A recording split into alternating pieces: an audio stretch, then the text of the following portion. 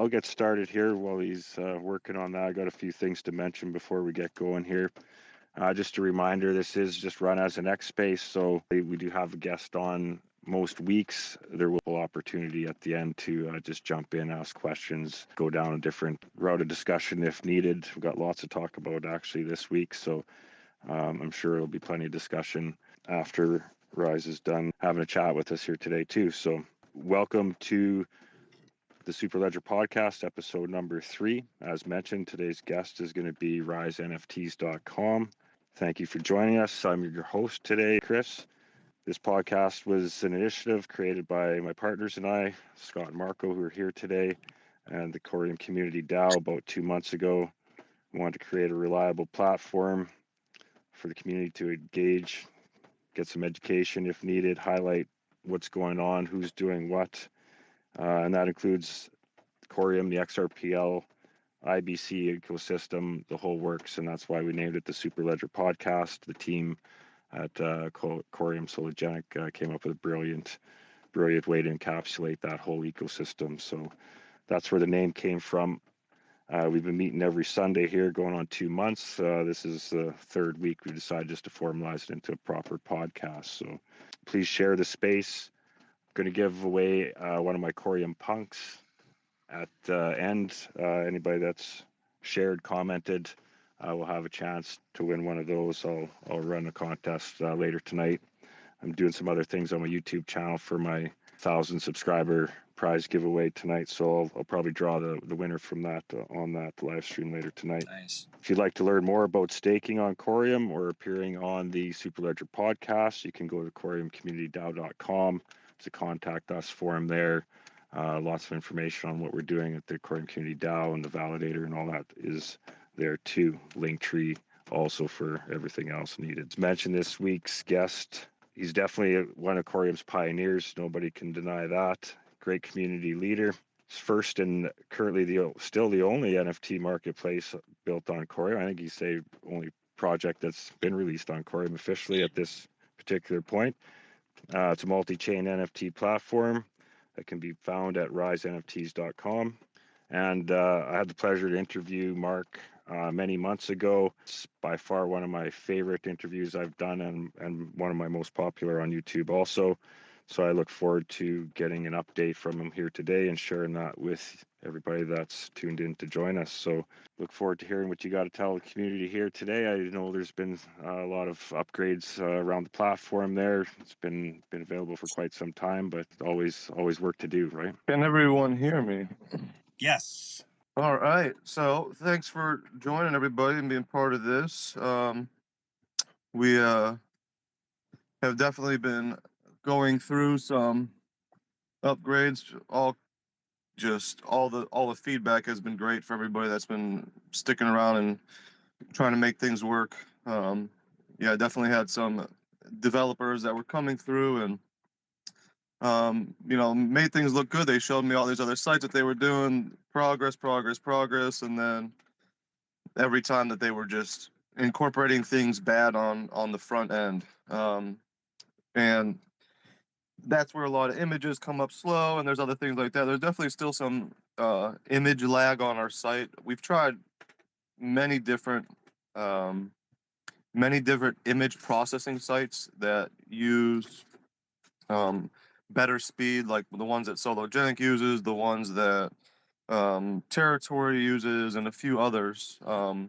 Implementing them with a certain cost basis has definitely been one of my bigger concerns, because I don't want to spend $500 or $1,000 a month just to have faster imaging processing when we don't have that many users in terms of an NFT site yet. Plus, then paying somebody else another $1,000 a month just to keep up on the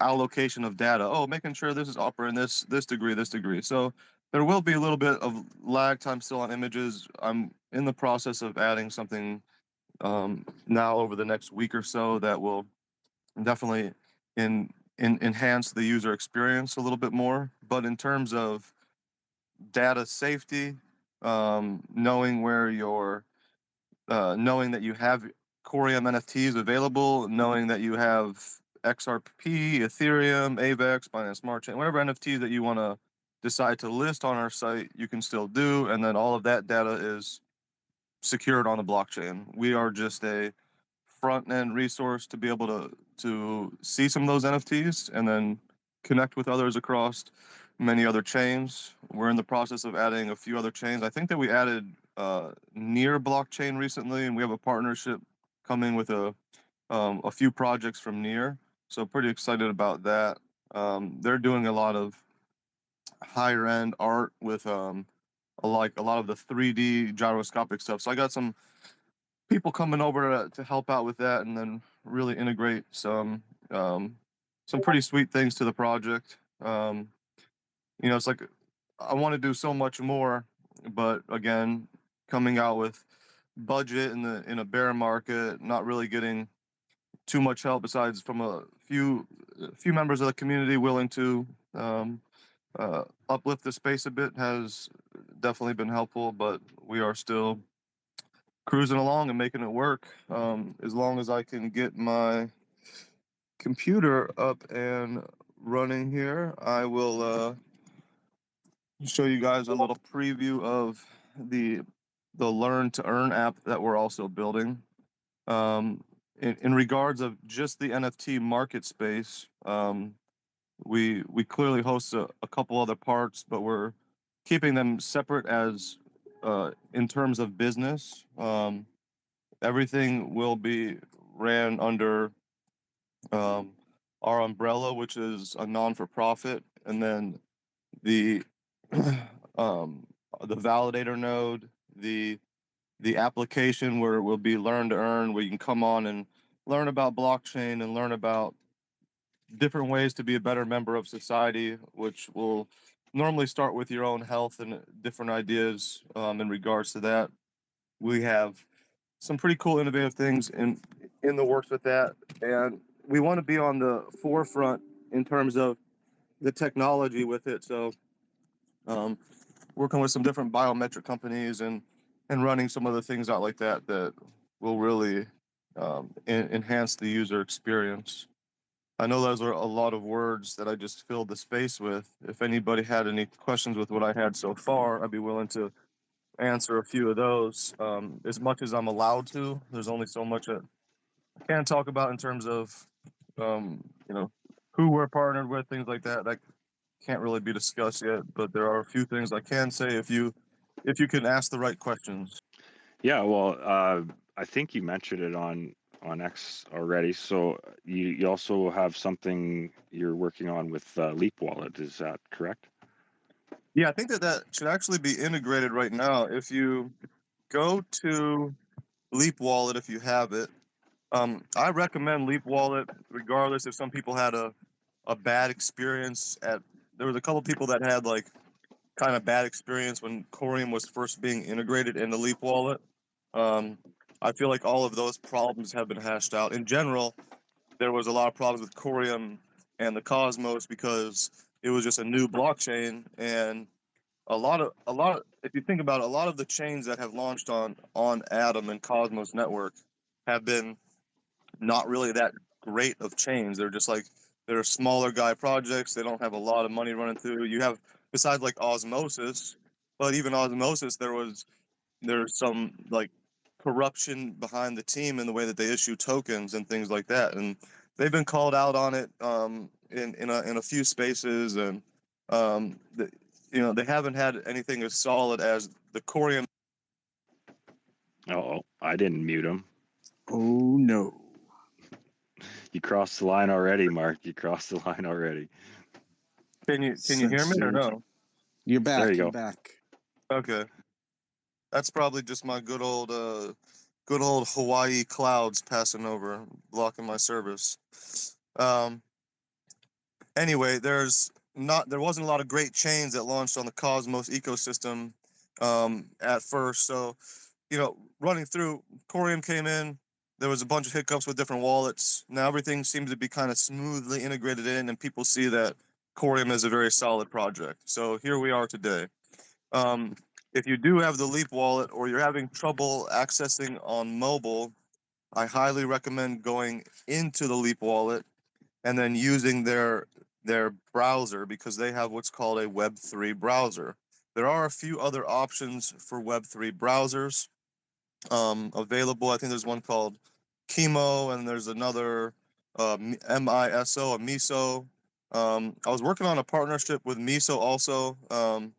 Their developers were kind of all over the place, but aren't we all? We're all just figuring out, trying to partner together.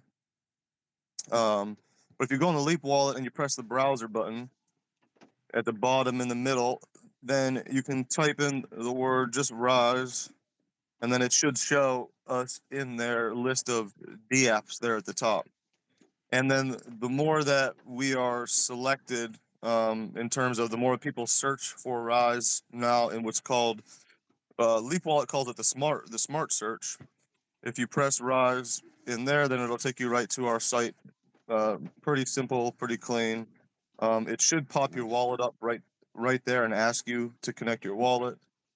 I've definitely had a few people that were having trouble connecting with the Cosmos Station wallet. That's not our fault. That's Cosmos Station just integrating Corium with their DApps. So yeah, we're working on. I have not heard anybody have issues with Corium and Leap in quite some time, like you said, since back to the mainnet launch there. And I, in fact, myself, just in preparation for the prizes I'm giving away on my YouTube channel there, just had to create another wallet just for the prizes there. So I actually used Leap to do that, just to see what's going on there, because up till now I've been using Cosmos Station, and though I've interacted with your site for quite some time, yes, that has been, the frustration I've had is because I'm using Cosmos Station. So definitely going to be switching over. I've got a Kepler going now too, but definitely going to be trying Leap out on your site, because it's a nice interface compared to when I first looked at it when the mainnet launched. I've got something to interject here, Mark and Chris. Mark knows how technically challenged I am. I'm a special case, and I just went on Leap today to check it out, and it was super easy for even me. Oh, so that was interacting with your platform. Yeah, I know. So I've got a lot more confidence going in because we're about equal. Right, so that says a lot, as Mark knows, and the rest of you guys that know me. Good deal. Yeah, that's nice. I'm proud of you, man. Yeah, thank you, bro. You'll definitely enjoy the process when you go into the wallet. There's a little button at the bottom. It says browser. Click on that, type us in, or type whatever else you want in. It definitely connects super easy. And Leap has been really communicating really well with us as a DApp, as being a smaller company, and not that well known. They have really shown all the love. I've reached out to Kepler, no response. Like they're just like completely AWOL. I've put tickets in their Discord, and they just stay open forever. It's like, unless I'm pumping them some sort of token or funds, I'm not getting communicated with. Same with Cosmos Station. I've had a little message with the Leap team the other day, and he said, "Hey, if you're going to post a tweet about anything that we're doing with you, let me know, and I'll repost it on our main account." So I was really stoked to hear that, because I haven't even got that love from the Corium site. So that's no bullshit right there. That's awesome. Yeah, so pretty stoked about that. I'm gonna actually tag them in the little thread for this podcast today, and then if anybody else could do that, that would be much appreciated. Where we're just talking a little bit about how, really the Leap team has been, the community. It's all about communication in this space. We communicate where we fuck up. We communicate where we are doing good, and we try to bless each other wherever we can. We're all a small community, just growing and building, and bringing other people in to show them that that's what communities really do. We lift each other up through the hard times. If it's giving away some of our rewards or our profits to do this, to make things work and help things flow together, I mean, that's all the love and support that I've gotten from everybody that's listening, and just some other people in general. So I wanted to give back as much as I could, and that's why another reason why we're here today. We got a couple other good giveaways. Everybody Yeah, I was just that gonna say, yeah, please talk about your giveaway you're doing. It's an impressive promotion you have going this month. You've given quite a few NFTs away, or quality after NFTs, guys. Like these aren't just free NFTs that are being handed out. These are valuable NFTs. I know homies, you gave out a pile of homies already, and those have like a floor of like 350, 400 Corium, I think. So yeah, tell us about your promotion.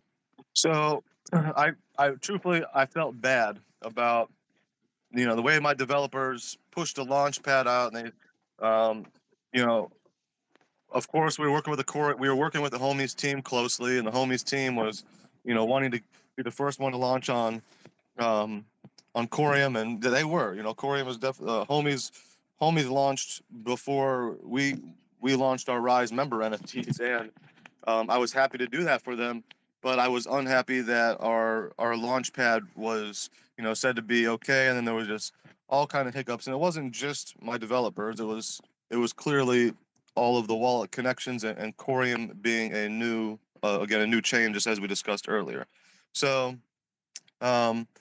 with that, we decided to use almost every penny of the rewards that we've earned from our validation fees, as well as the rewards that we collected for our Rise member escrow, and we took all of those and we spent roughly 30 something thousand Corium tokens, and then bought a bunch of Corium homies, and decided to just give them back to the community, just for saying thank you for still supporting, thank you for still helping us grow, and and letting the Corium homies get a little bit more reveal, because a lot of their stuff has been doing pretty well on the HBAR chain, as well as some of the other project they have going. We are also incorporating HBAR onto our site, so that will let them host both of their NFTs in one place. So they're pretty stoked about that. Plus, our launch pad is working pretty well. If you haven't checked it out, there's probably one or two little hiccups, but again, it's like with the hiccups of a new project, Sologenic had it. Pretty much every chain has had the hiccups, and nobody's really doing as many multi-chains as we're doing, so we've definitely had the hiccups. But Hey, well, we're all here early in this space, and Yeah. anytime I hear people complain about hiccups, it's a little frustrating to me, to be honest. I mean, we all celebrate the 10x, the 20x, the 100x, 1000x gains, but that's what those gains are for. It's to reward you for getting through these tough times, for helping the developers build and work out the kinks and the problems. So I mean, if you're here now thinking, hey, I'm early, well, that's your job, is to be here early and help these projects grow and develop, so they can become a finished, polished product. And I've seen the progress since that first launch, and it's a continual progress, and that's all you could ask for out of any team is continual progress, and clearly that's what's being done here. So I've been excited to follow along all this time, because I can see what you're building. I've always enjoyed the mission. We haven't even talked about your broader mission as far as the escrow, and you touched on the learn to earn a little bit, but that's what I've always liked about your project that you're doing there. It gets little attention. You're fairly humble when you speak about it publicly, but you had a lot going on there. It's a big project for anybody to take on, and so I really appreciate the work that you put in, and I really appreciate the people that do keep pushing and building on your platform, like the homies and that, because we need that. We need those people to take the chance and go for it once in a while. So and for where we are currently, if anybody wants to mint their own NFTs or launch a project, where's that at now? How does that look to get that done? So if you want to mint an NFT, get your ass on there, connect your wallet, make sure you have some Corium in your, and you're good to go. It's that easy. You wanna mint anything, just one and done, no problem. On our launch pad, I believe that there is a form that you need to fill out. I'd have to see it from my end here, so I was trying to connect a secondary wallet right now as we're in the process. Let's see, Corium, blockchain, Leap. Okay. So, yeah, in the process of coming on and wanting to use our launchpad, there should be a little form that you have to fill out on there. If for some reason you're not getting the form, excuse our hiccups, just shoot us a message on our DM or whatever. But you can always go check out our launchpad page now, and it's pretty operational. I haven't seen any hiccups in the last, I don't know, month and a half that I've used it, and nobody has had any tickets come to our Discord to let us know that there has been any issues. The only one that's actually minting on our launchpad right now is still the Corium homies. I believe that Levi or someone did the Epic Creations one previously, the Epic surfboards. I don't know if they were using that on the launchpad. I see that they were on there as an ended collection, but yeah, I'm not sure about that. But I know that the live mint right now is available for Corium homies. Yeah, I mean, I'm on here right now. Everything's running smooth, looks good. Looks like somebody got motivated and minted a couple other Corium homies the other day, so pretty stoked for them. Yeah, and it looks like Corium homies, because we had the issues with them launching, that they did not. Oh, we lost you again, Mark. I don't know where he went, but I had a really easy time minting a Corium homie just the other day, and yeah, like I'm really pleased with the Leap wallet and the integration with Rise. Go ahead, Mark. You back? I'm back. Yeah, I don't know what's happening there. But yeah, I'm glad that you had a good time. That's great for the feedback. If you have a shitty time, please let me know, because I might just send you something because you had a shitty time, but at least I get the feedback, right? It's all, for me, it's all about feedback. I don't want you to have a shitty time, but I'm not going to put any emotion into it when you do have a shitty time. I'm going to put forward effort to try to make it better. So for me, it's just a way to communicate. I mean, if you can let us know, like, hey, this is happening or this is happening. A lot of people have been pretty good about it, but as more and more people learn about the space, that the feedback is the best thing, and then we try to do good customer service. So rather than make any money right now, we'd rather reward back our community and do that. And then in the process of this all, if anybody has not known, they should know now. For the few listeners that are on here, I don't know how many people are even on here right now. 32 in this space. That's pretty cool. Thanks for being here. Nice numbers. Yeah, so can somebody, so for some reason when I'm on this Twitter space on my phone, it's only showing like 8 people.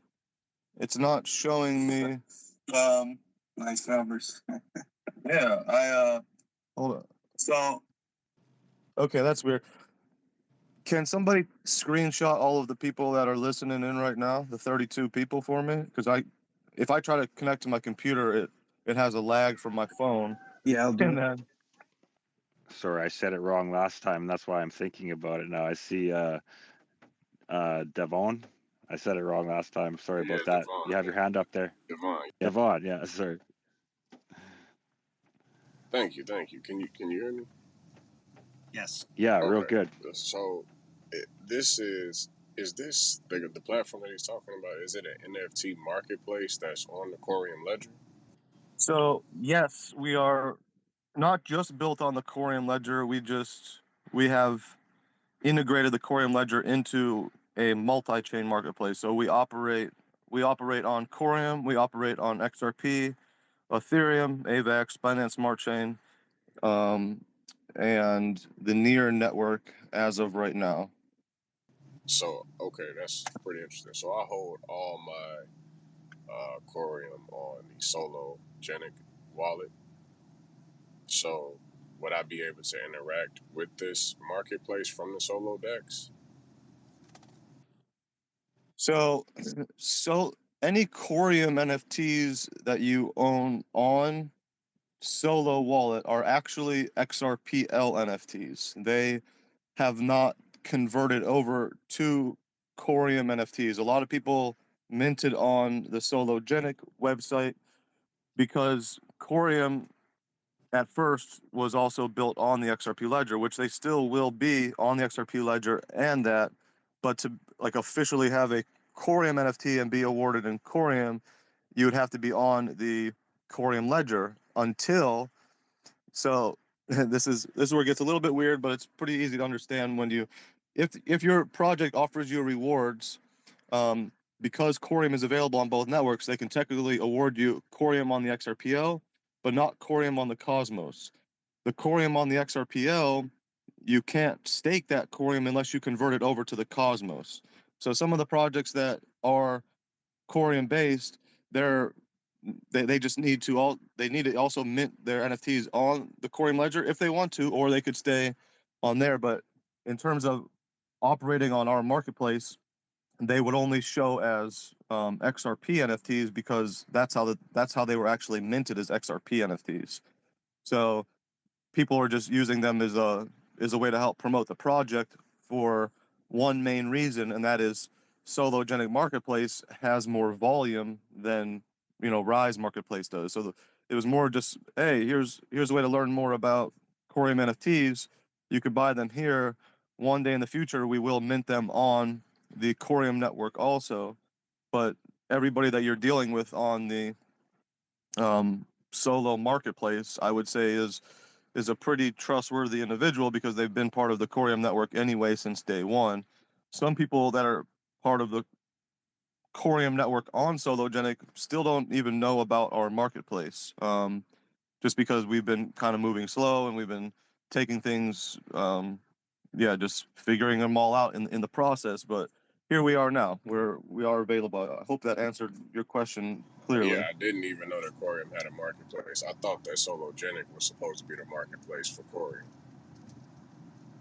Yeah, not yet. They are strictly a XRP marketplace. At first, they started off as what was called the Sologenic marketplace, and then when the XRP NFT protocol passed, then they were converting all Sologenic NFTs strictly into XRP NFTs. So there's still some people that have never. I believe I still have a few that never converted their Solo NFTs to XRP NFTs. They're still valid NFTs, but if you want to be able to transfer or move them or do anything with them, you have to convert them to XRP NFTs first. In terms of them adding Corium to their marketplace, I haven't heard anything about that yet. I know that Corium just did give a big grant on XRP to build for them to add a Corium marketplace also, but I know that they were having some trouble adding Corium to a marketplace. They're actually building a different website just for that, so it'll be on XRP for XRP NFTs, and then they're going to have a second website. I forgot what it was called, and that'll be Corium NFTs and XRP NFTs. But we're already available. We're already working. Our main hiccups are, sometimes profile images and that. But in terms of knowing that your NFTs are yours and secure on the blockchain, we have all of that already down pat, ready to go. Nice. And you have a few projects on there already. I see Levi's here too. He could speak to his own, but you care to share a few projects that are already there? Because like I said, I still meet people that haven't heard of Rise NFT Marketplace, that didn't know that they didn't actually have a Corium NFT right now. So you want to give a shout out to a few projects that are on there? Yeah, definitely. So I'm gonna start with the first one again that we're doing the main giveaway with. That was Corium Homies. Great team, great project. They are issuing a lot of rewards back. Super stoked to have connected well with their team. I talk to at least one of their team members at least once a week in terms of communicating some new things, new project ideas. They're helping me promote the giveaway to some of their users, so it's not just me back and forth. They send them to me. I give them some free NFTs just to show the love. The next one is somebody that's listening on today. That's Levi. And Levi, did you get those 32 people screenshotted for me? Someone else is going to have to do that. My phone is being weird with screenshots, but yeah. So we're Epic Creations, and Michael's not here. I'm not sure why, but somebody else is going to have to do your screenshots. But we did transfer. I'll do that now. Thank you. But yeah, I'll post a photo. I put them up top. I put the screenshots up top. Oh, good Thanks, job. Brian. But yeah, we did transfer a couple NFTs to you yesterday, Mark. So you have a couple Epic. Actually, all 4 of those hats you bought from us, those are now in your wallet. And yeah, if anyone has any questions for us, we're happy to share and happy to collaborate. That's kind of what we're trying to do, is collaborate and create value beyond the normal hat or surfboard or skateboard or whatever art piece we end up minting. That's what we're trying to do, is just put art on real world applications and put it on Rise. So I'm excited about what's coming. We got 2 more boards coming. They're just not ready. And the Corium Concepts board, I'll have a photo of it here real soon. I just got to finish putting the trucks and wheels on it.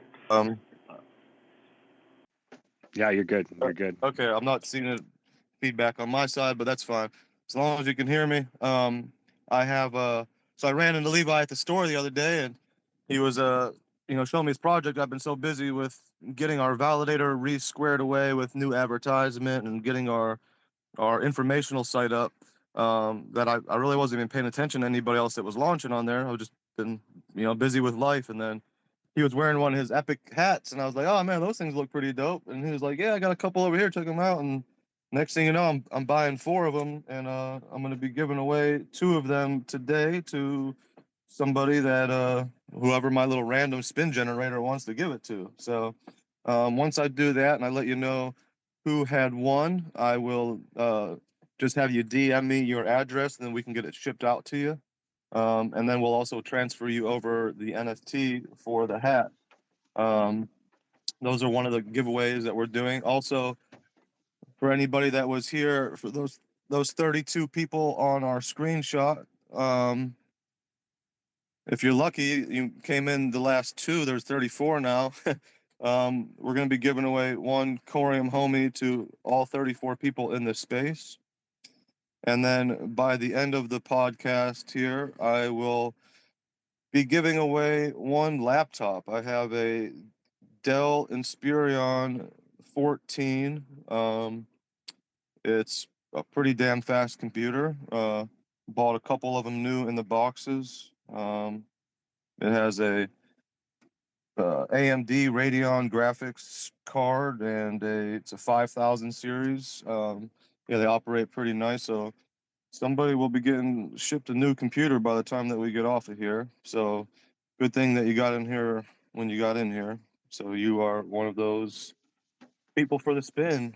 And we just want to really say thank you to the Corium team for being able to do something like this, because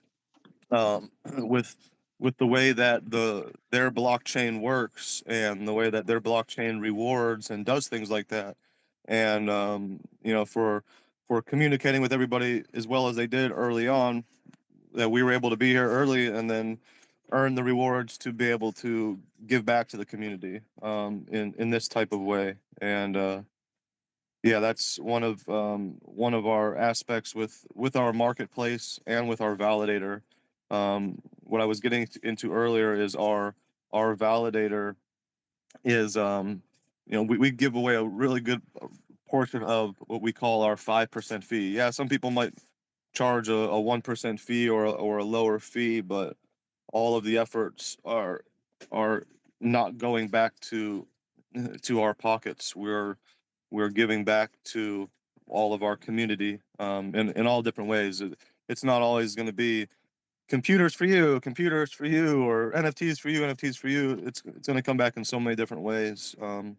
Hopefully we can support not just some of our desires, but our next generation desires. And then in terms of our marketplace, we do have Rise NFTs still available. I stopped marketing them for a while. There are a few people in the community that really did support and have own at least one or two of our Rise member NFTs. There's about 60 of them left for sale. I still need to update some of the information on our site about them and the images, but owning a Rise member NFT will let you own our platform. We are running under a non-for-profit right now, and then once we hit our next milestone, we don't really have to do anything anymore. Everything sort of runs by itself. So we're not taking ownership or leadership. We are it'll be a fully ran DAO community where changes to the site or this and this, it'll all be done through smart contracts and integrations where it's just done. And then there's random developers in the community that can help onboard the smart contract decisions to change the marketplace. So there won't be an actual a forefront team like us involved. So we're not doing what traditional business do, like, oh, you want part of our company, so it's like we're selling a security or something like that. We don't care to be involved with any of those people, because clearly we see what those organizations like to do to the spaces and people that actually want to build good shit for the community. So we are our marketplace right now, any fees that we generate off of anything, they go into an escrow account. That escrow account is what rewards back the community in different ways. Part of those rewards, about 25%, they go back to our Rise Learn to Earn app, which is still being built. And then once that is built and launched, we've got some pretty big partners that are just waiting for us to say, okay. And you can come on and listen to podcasts and earn crypto just for listening to podcasts. You can come on and earn crypto for doing little quizzes that are based on self-help and self-development. Our goal is to help evolve humanity by, pumping them full of information that is positive for your vibration and your and your lifestyle, not just all this ad generated stuff that goes based off maybe just what you're feeling that day. You're getting these weird ads because you were a little bit angry earlier, and then you're getting ads that are targeted to you in all these different ways, and you feel like, oh, this is stuff that I should hear. But a lot of this stuff is actually like, if you think about the way that most mainstream media pumps things at you, it's not to help evolve you, it's to help keep you in a certain level of understanding and help diminish you. Yeah. So we're working on something that's completely opposite. So in a nutshell, if you end up owning one of our Rise member NFTs, very soon your wallet will just start receiving rewards from our escrow because you were there early, you were an earner. Now any money that our marketplace pulls in, you earn 20%. So good job of trusting us and being there for us, and not really having that insider information and just believing in us. So you are going to start earning now for your rewards. And then later on down the line, if you want to, once we're at our cap point in terms of dollars, which will be $5 million in our escrow, if you want to, you can sell the NFT right back to the smart contract and then receive a payout for the NFT, which at a $5 million ratio, that's about a $25,000 NFT. So it's pretty badass. So yeah, that's you sweet son of a bitch. Yeah. So that's and that's great. And there's another component too that I think needs highlighting for the community. So if you're not here for the NFTs and that's not your thing, that's okay. But there's something else that you provide that again is something that you've led the way on, and I don't see or know that anybody else is doing it this way. So I think it's important to point it out, and that's your staking platform. I mean, I could describe it, but you're here. Can you tell everybody about what's unique about your staking platform compared to everybody else on Corium? Yeah, I mean, I think it's a little bit broader than any of else in Corium. I haven't seen it really in any ecosystem yet. We have a what's called a auto variable staking feature where you go on and a lot of people are like, oh, I'm just going to stake everything now. I think there's the Restake app that lets you restake, but it does like 99% of your rewards. In terms of that, then people are like, okay, well, how am I going to cash out when the market's good? I have to wait 7 days to receive my funds back, or this, that. So we created a little simple slide bar. You can pick how much you want to restake. You can go from 10% up to 99%. This is not financial advice or anything, but I recommend doing anywhere between 40 and 60%. And then what that'll do is it'll send 40% back to your wallet, and then it will auto compound. So that means your rewards progressively get larger and larger over time because you're auto compounding those rewards. And that happens every 30 minutes. And we pay your transaction fees, which do add up pretty quickly over time. I've definitely burnt through a couple thousand Corium already, paying everybody's transaction fees, which I'm okay with because that's why we're here. We use our rewards to reward back our community, and you can also then the other say you restake 40%, then the other 60% that you earned in those 30 minutes go to your available tokens. So that means, hey, the market's doing good and you've let that restake feature, run for 6 months.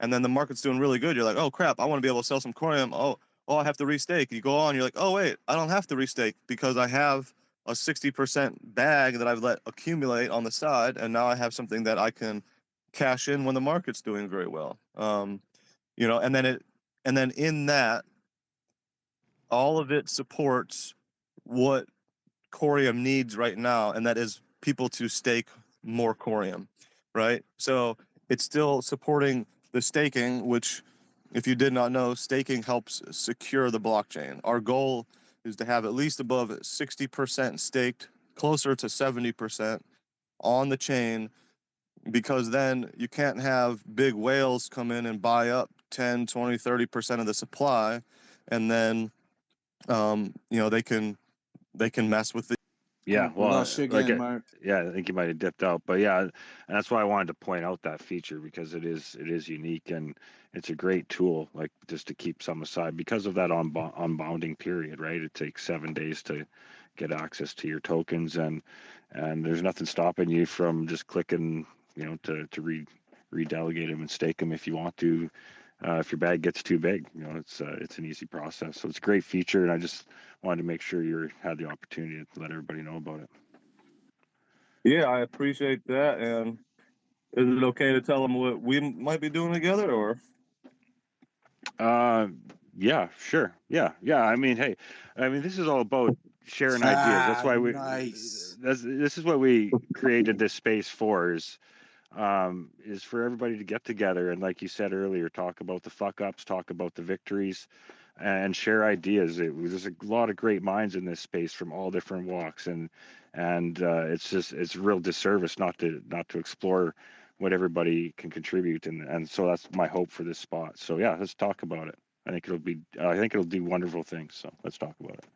Awesome. Yeah. So, been talking with a few guys. They're running the Corium Concepts Validator and the team, and or I'm sorry, not the Corium Concepts Validator. Would you correct me on the name?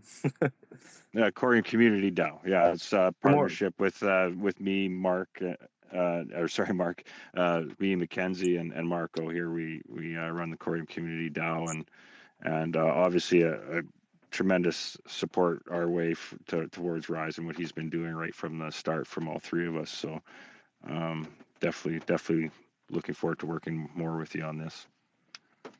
Yeah, so been talking with them guys recently, and we're gonna help each other out like we do in the community, and cross promote. Our idea is not to leverage voting in any type of way, because when it comes to voting and things like that, there's definitely discussions in between validators, or there should be to some degree, but in the totality of it all, validators should definitely make their own decisions based on the safety of the entire community.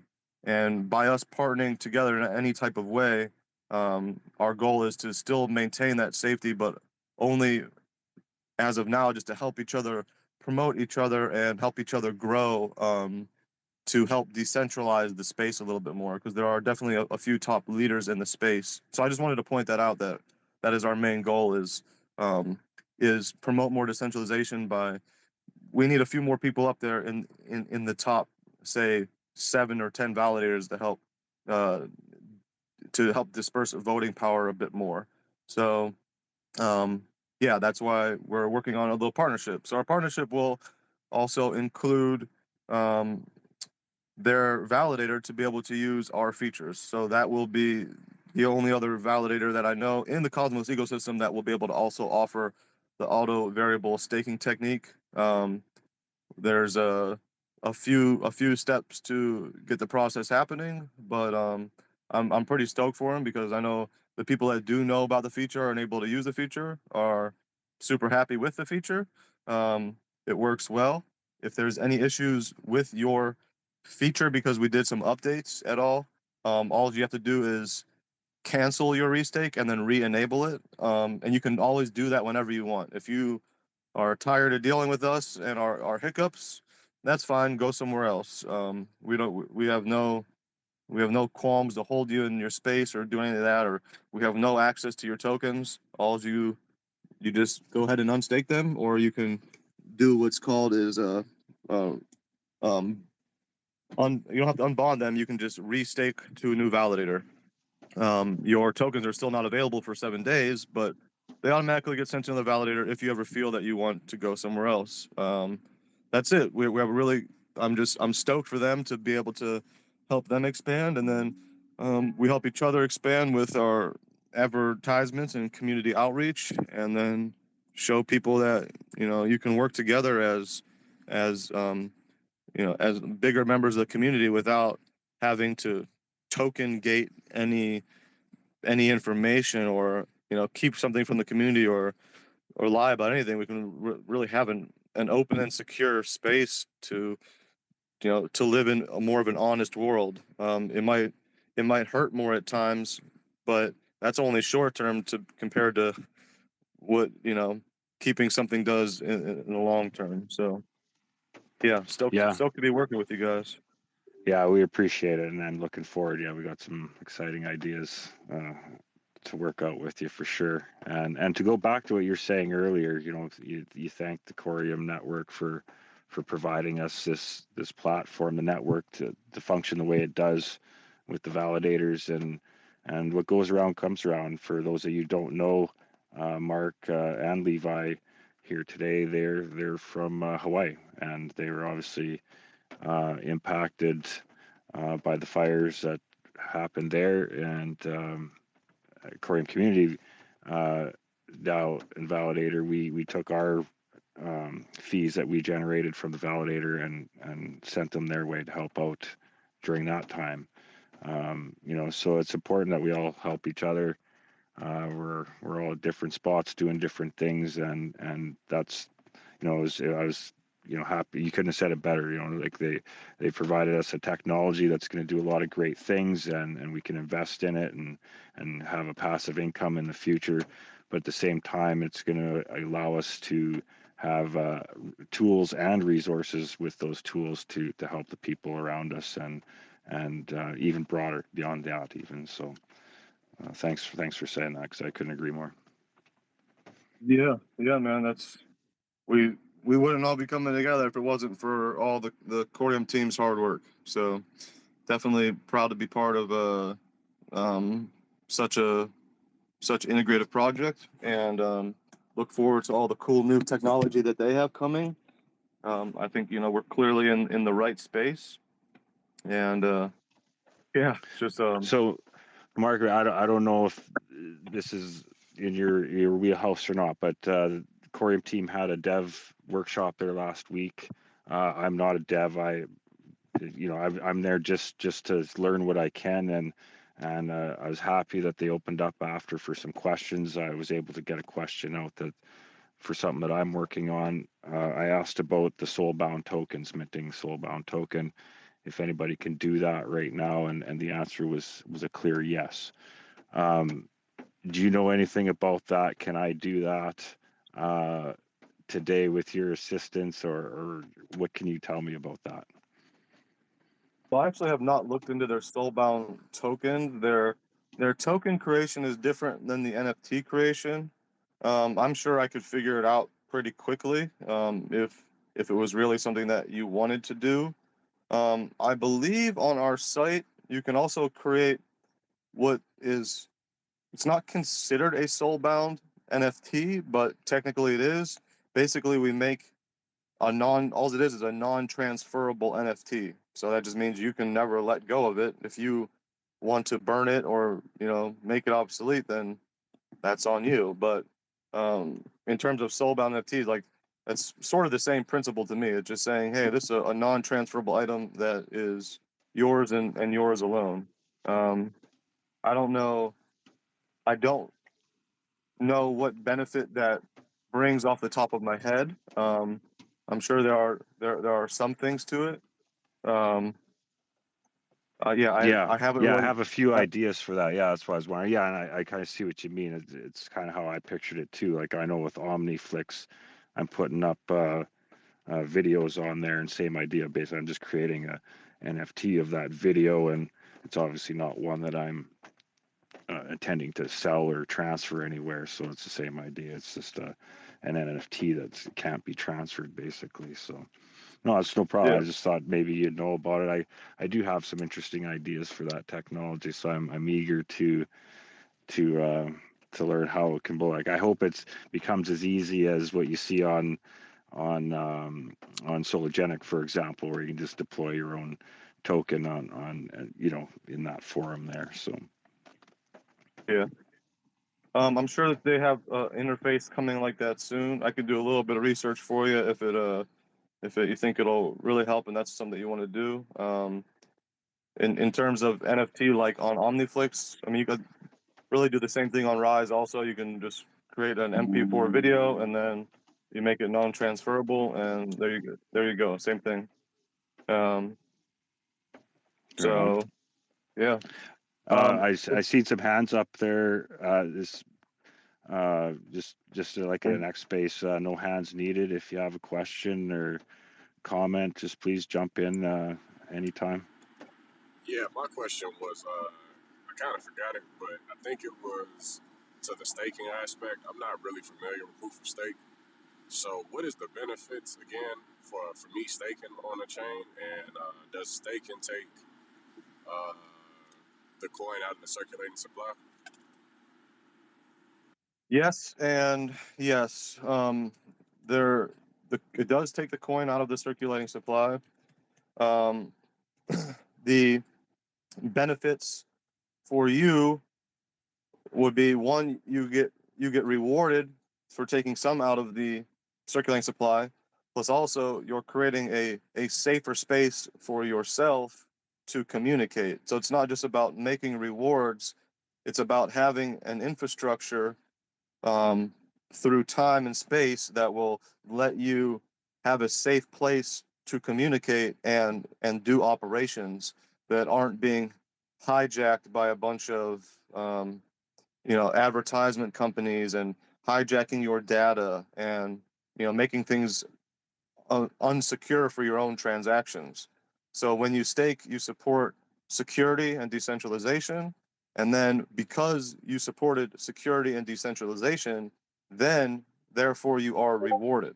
Some people give two shits about security and decentralization and they just want to make money, but in the long run, our privacy is really the only thing that matters to the umpteenth degree. I'm a little bit confused there. Okay, so how are we making it more secure? Like, how are we evading people taking our privacy by staking? So by staking, you do what is securing the network, right? You don't let if you have a certain amount of the token supply locked up, you don't let people buy larger amounts of the supply and are able to manipulate price and manipulate the market, manipulate the decisions of a marketplace. When you have validators in place, multiple validators, I think we're at 60 something validators, we're supposed to have about 60 something validators. Each one of those validators are community representatives that give you a safe space to communicate and operate. You don't have to use a blockchain ever. You could stay using Twitter. You can stay using Facebook. You can stay using Instagram and all these other infrastructures. But I foresee in the next couple years, I mean, it's already starting now, that people are wanting safer places to communicate on, because everywhere you communicate that is owned by the major corporations now, they just steal all of your data, and the profiles that they have against you are immense.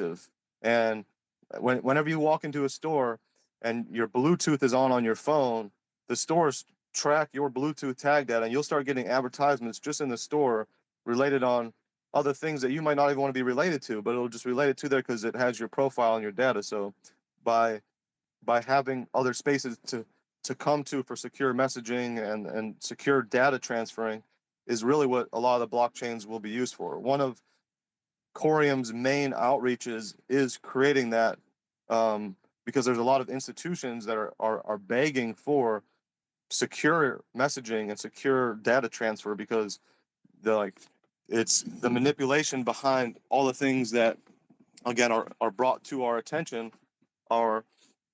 It's like somebody knowing all your dirty little secrets all the time and are able to manipulate you in just the littlest ways that you might not feel as manipulation, but then you start seeing it over time. Like, how the hell is this popping up?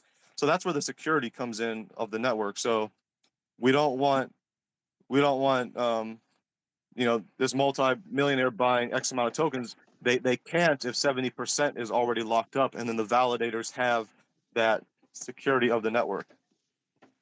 Is that and then a little bit? the other part to add to that is important is your token that you stake is a vote. So you can choose to use your vote even if you have it delegated, but if you decide not to vote, whoever you've delegated your tokens to, whatever that validator votes is effectively your vote.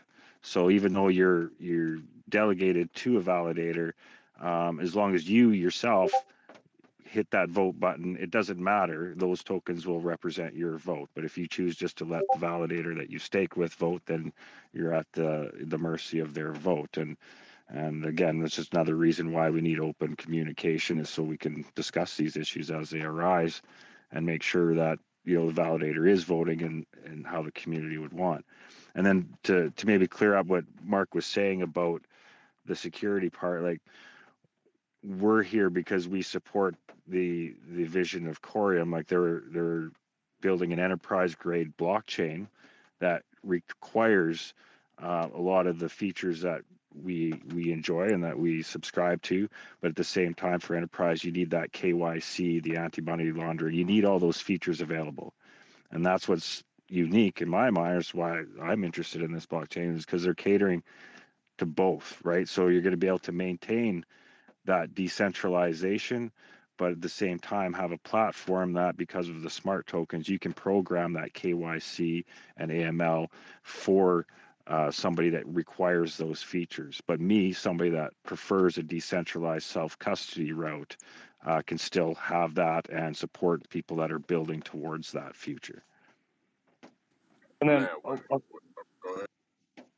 a few other things just in terms of the proof of stake. There's economic incentives where the stake acts as collateral.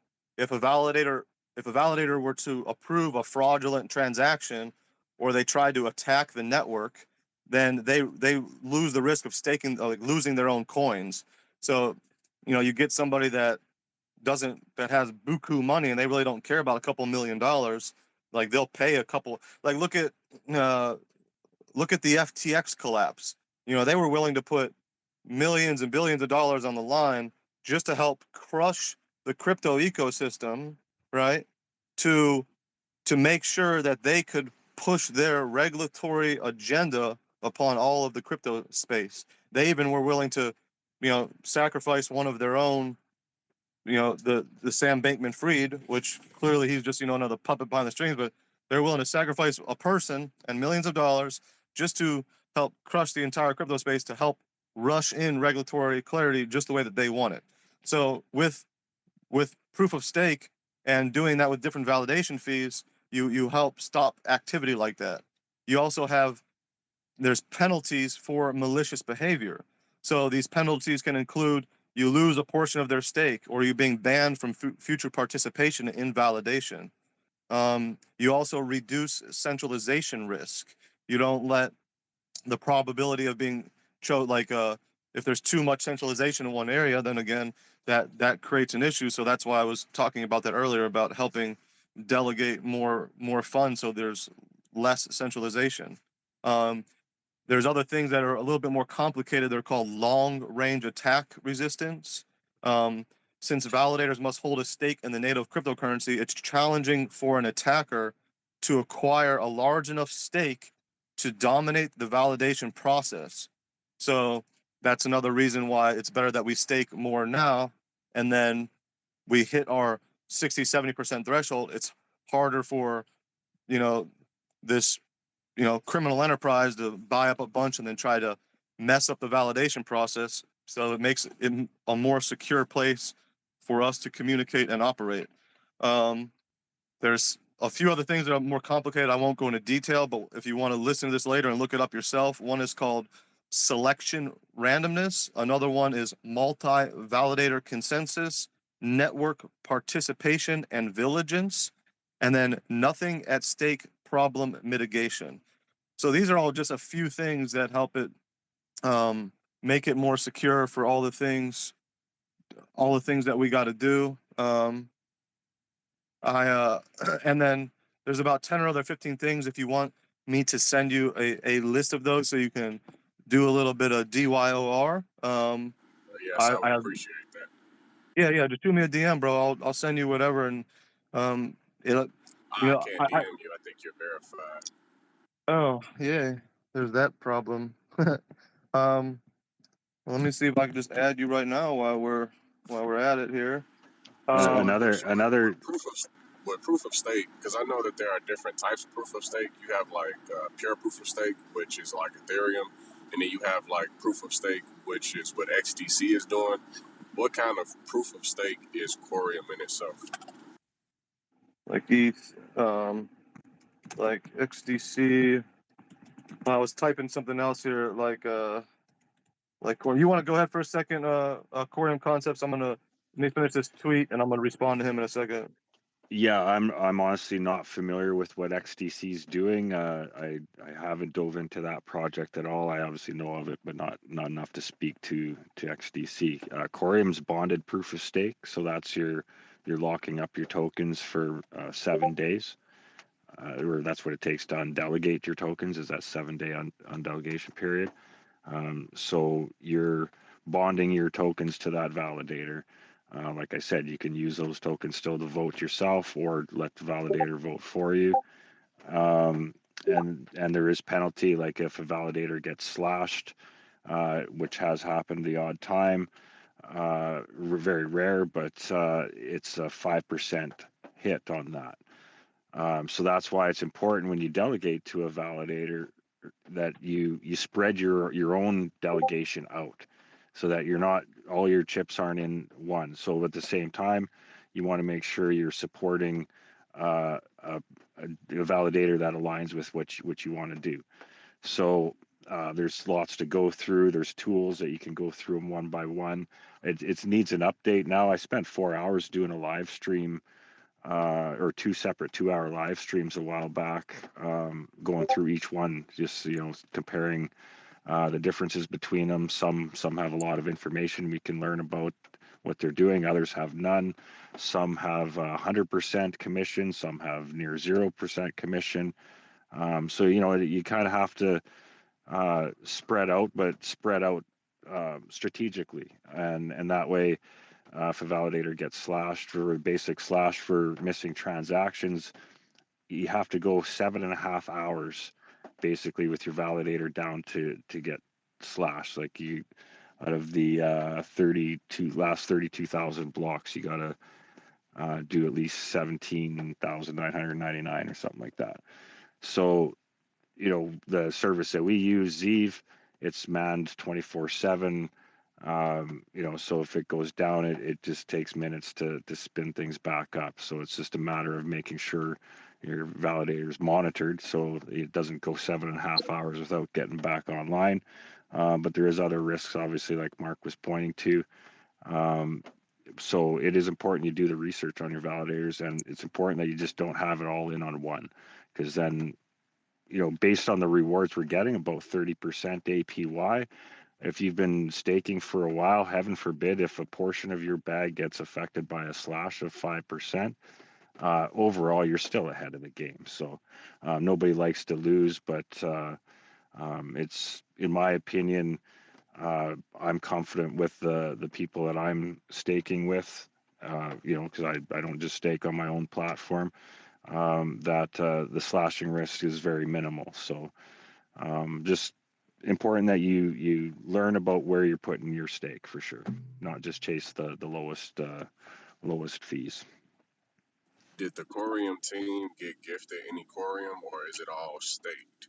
What is the total value blocked right now for Corium? There's 48% is locked up right now. What percentage of that would be foundation and related wallets? I couldn't say that. I honestly spend a little time researching what wallets are doing. I have some of that info. I could post it a little bit later on Twitter. It'll be easier for me to go through my notes. I know that they do hold about a 20% stake, but all of it's like a time release lock, sort of like they did with Superledger. There is another like 20 million tokens that still go out to the Superledger community. That was like, hey, thanks for being here first and supporting all of this. In terms of like, hey, if every one of those were sold last minute, it would probably only affect the price of Corium by like 1 penny. What the team does with their funds, a lot of them are going to other marketing efforts. They issue funds either to some shoot, making sure I didn't lose you. 1 second. Okay, hopefully didn't lose me there. Most of their funds are going out to other marketing efforts. What I really like about the team is the co-owners are very wealthy men. Also, they already have businesses that are very successful.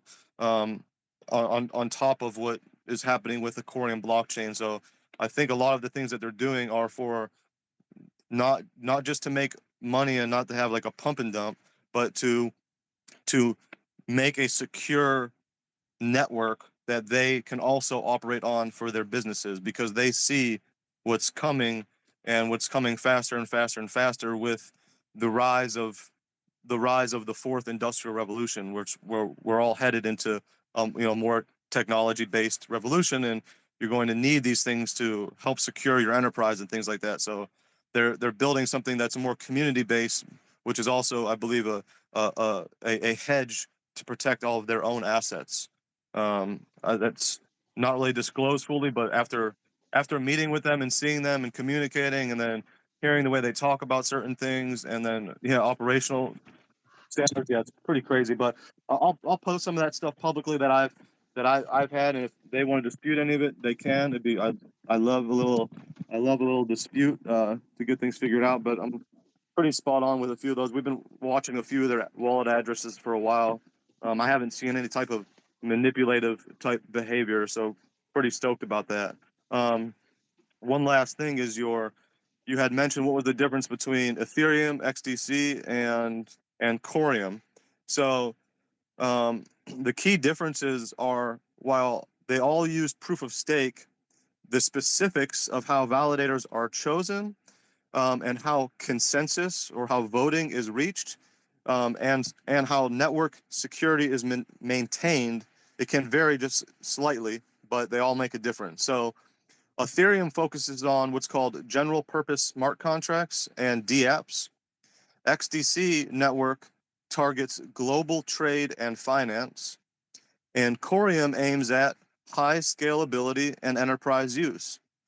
The amount of tokens required to stake and the way rewards are distributed differ among them, but the Ethereum is say the most established because it's been around for a while, but clearly they have the highest amount of manipulation within their ecosystem. I mean, when you have a company that wants to vote to pass a protocol that deletes all transactional history before a certain period of time, you know that there's a lot of dirt and manipulation behind a company that wants to ever delete their transactional history.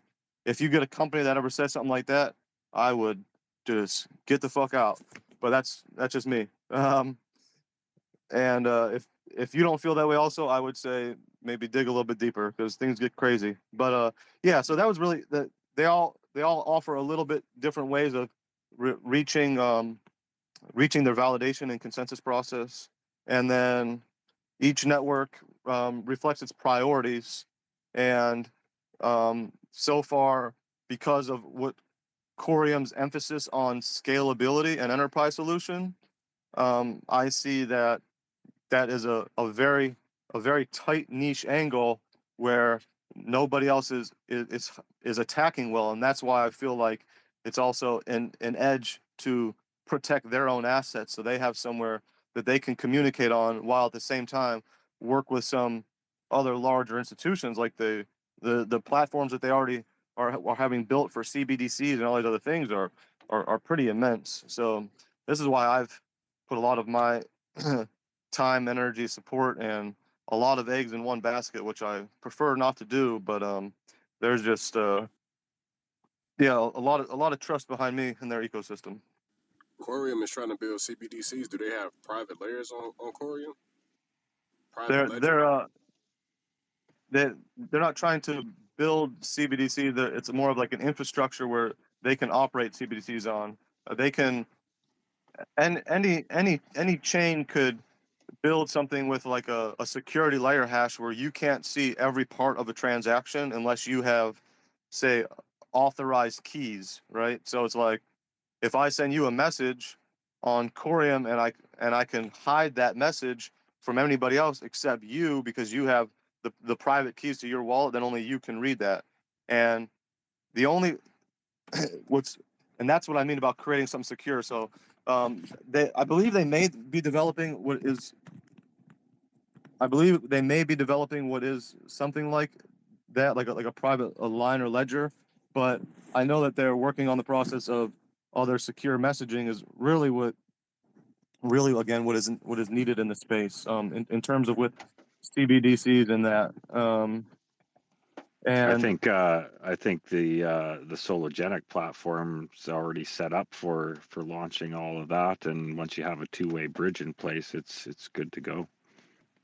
Yeah, there's definitely like Sologenic, just one of their recent statements just basically spelled that out, like with the tokenization platform that they have on the XRPL ledger.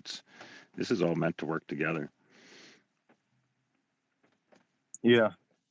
I mean, they definitely have some, again, cross-reference because of who Corium is partnered with. You got people leaving the XRPL to come to Corium. You know, you have like the XRPL partnering with Corium. You have the BOS, the BPOS, the Benzonite Proof of Stake ecosystems, you know, being talked about by David Schwartz, and then Corium receiving a $250 million grant from Sologenic, and it's like all the money in between a few major, a few major players are circulating. But with Corium's focused on scalability, speed, and enterprise solutions, they could potentially be available for other CBD solutions. But yeah, a lot of it as of now is secure messaging servers and enterprise grade security, because clearly there's a few companies out there. One of the letters they start with B and end in R, BlackRock. There's a few other ones, one out in Canada, that are just buying up all these small companies, and once you do that, you start having some pretty big problems for the the middle class and most of the people that are probably listening here today that it ends up becoming more and more of a problem. Well, and you look at the Atom ecosystem there recently, they just had a big vote to cut the inflation in half on Atom, and watching that vote come to a close and the results, you can clearly see the difference. Like the community, the users, they clearly supported that reduction of inflation, whereas the big institutional validators clearly didn't agree with that. And that's the powerful thing about these tools that we have, is we have the ability to see all of that and understand it. And it goes back to what Mark was saying there earlier. It's us as stakers and validators. It's important that we use that responsibility to maintain and help guide how this blockchain moves forward, because especially like I think the total market cap right now is under 60 million, or just around $60 million. So you talk about somebody that sees this technology and what it's capable of. It's important to have people running and voting on these issues that have everybody's best interest in mind. Isn't that also a problem within itself? Wouldn't institutions want to have a chain that they can fully control, and something that I guess the little guy couldn't have any say so over? No, it's a trust issue. They need the public chain to get the trust. What was like the any currency, it's only as good as the trust behind it, and the same with the banking system right now. Like we can see the failures. We can see how this system's failed. Everybody that's close to this understands that. There's a lot of people out there that don't, unfortunately, but it's the trust. Whatever new system that comes, it's going to need the trust. And that's where the public chain is. So does that mean like every transaction they do has to be exposed publicly? No, it can be on a private side chain, but it's still using the security of the Corium network as a backbone. Yeah, there's quite a few other angles on that also, but there the like what happened with the Atom network, some people look at it as a bad thing. It's actually look at it as not a bad thing, but a problem solved. Now you can see whose interests lie where. So even though that there's going to be a probable split in the chain now with this Atom 1 token or whatever it's going to be called, now you can decide, okay, I'm going to go with this majority of people and use this part of the chain to do this. Just like there was other splits on Bitcoin and Bitcoin, whatever all the little Bitcoin splits were. It's like you can subdivide communities and then make it, and then still have secure networks that operate and they do things, and and they benefit you. And say if you're part of the first ecosystem, what's normally going to happen? Just like if you're an Atom holder right now, what's going to happen when you receive this new split token, the Atom 1? Like you just got a free airdrop of all these tokens. Even if you don't want to be part of Atom 1, you can sell them or you can stake them and you can make some more and be part of the ecosystem in that type of way. So there's profitable solutions even with all of the problems. But then with the problems, that also helps with decentralization, because then you can kind of see who's pushing for what agenda in the background, and then you get to decide who you're going to be with and who you want to support.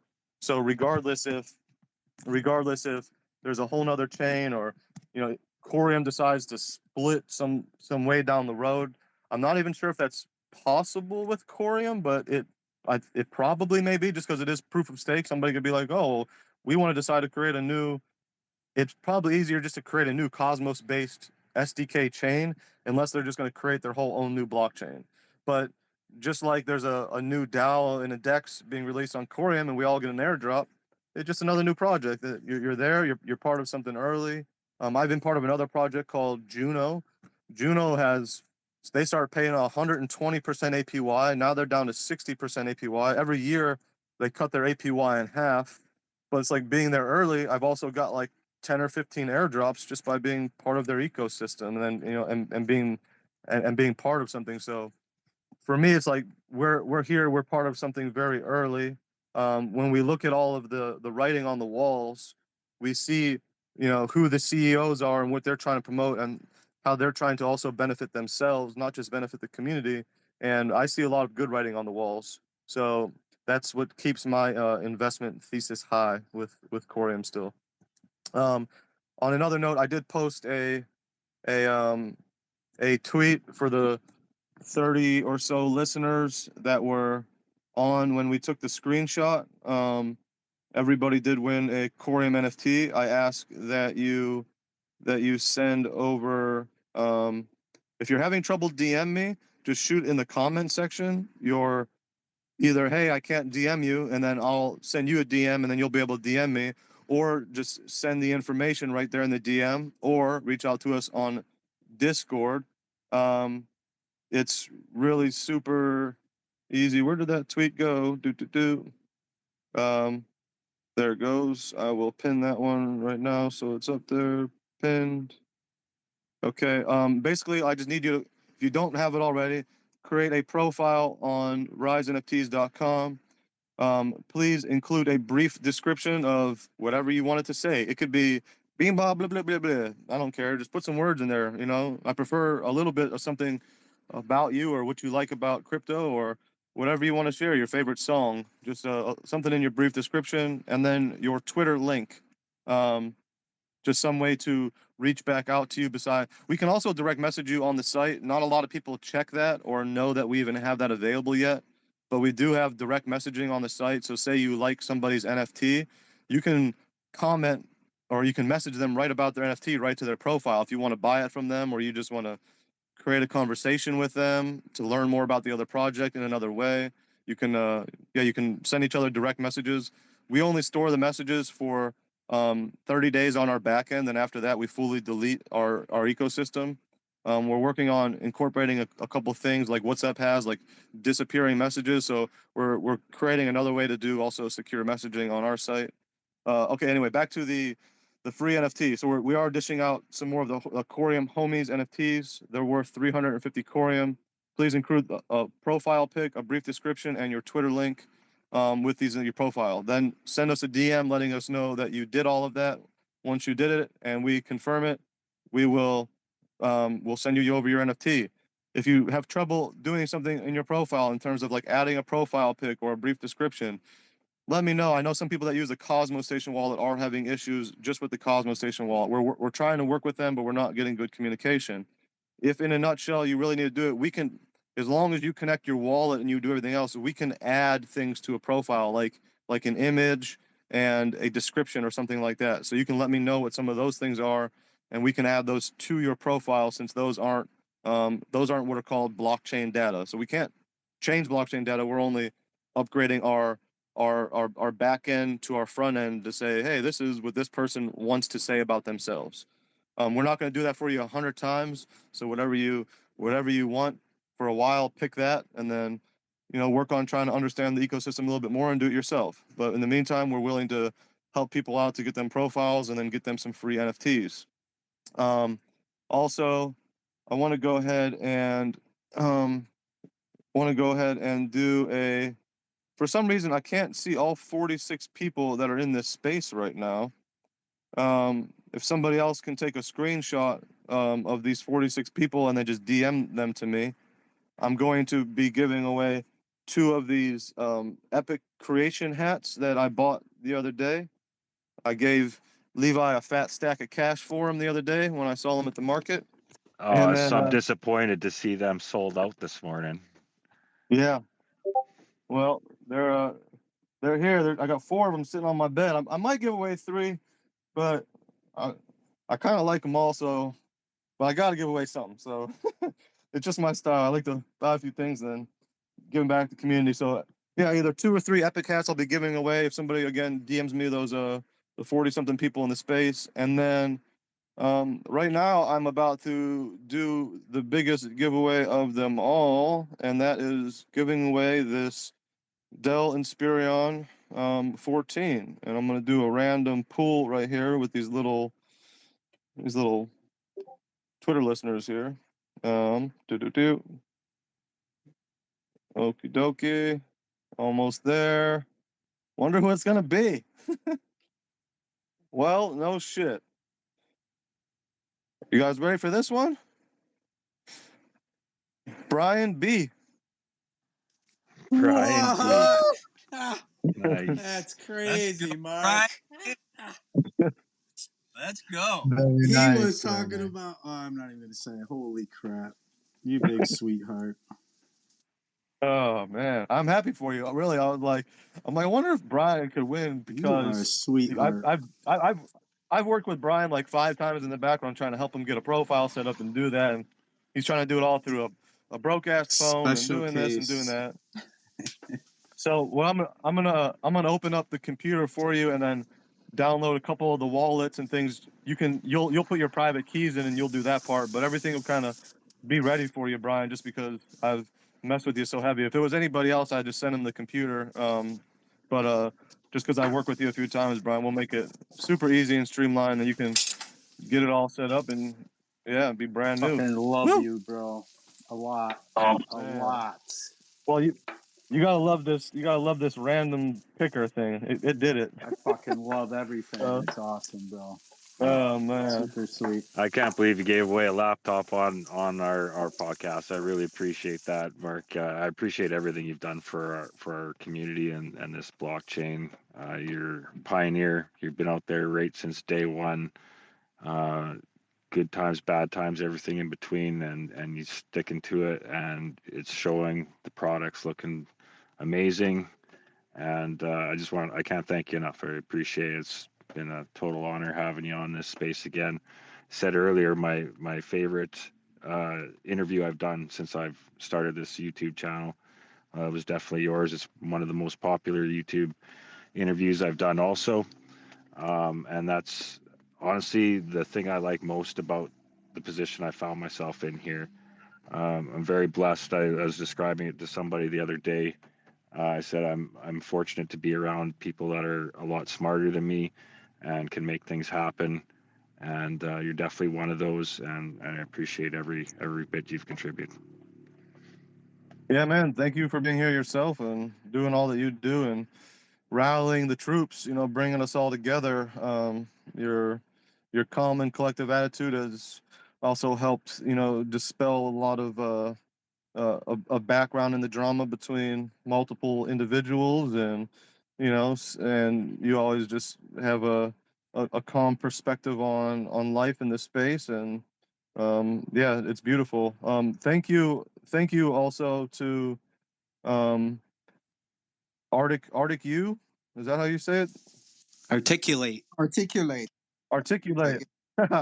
There, that makes so much more sense. Sometimes I love it. Yeah. Thanks for those. Thanks for those, man. For that, I'm gonna gift you one of these epic NFT hats. I've got 3 I'm looking at here. I got one that's kind of black and flowery. I got a black and white kind of palm tree. I got a green palm tree, and then I got kind of a custom one that's kind of gray with pink crabs on it. Looks pretty sweet too. You interested in any one of those? Yeah, I'll take one of the green palm trees. I appreciate that, man. Thank you, and thank you for Yeah, the. cool. I think I won a few of them over the past week, so I appreciate you. Yeah, man. Awesome. I appreciate you being there and continuing to spread the love, and I'm happy to see you part of the Corium ecosystem. And then I got one more. You're gonna have to DM me an address or somewhere that you'd like me to send that hat, and then I'll also send you the NFT for the hat. Got you. And then we got another random pull on a hat here. Sorry, I keep interrupting with these giveaways, but I guess I shouldn't say sorry. So they're here. That's for sure. Well, it looks like that. Devin, the guy with a lot of good questions. You got one of the other 3 hats. We got a black and kind of colorful flower one. We got the gray with the pink crabs, and we got the black with the white palm trees. Let me get the flowers. All right, yeah, that one's hot. I like it. Fully crossed there. So it's crazy because I had another question right when you said my name. Go ahead. Yeah, I'm on Rise NFTs right now, and I'm trying to create a profile, but it's just telling me to connect the wallet. I don't see where I create a profile at. Well, so you have to connect a wallet to create a profile. So I can use my Zoom wallet? Yeah, you can use your Zoom wallet. So if you press the wallet connect, then you press XRPL,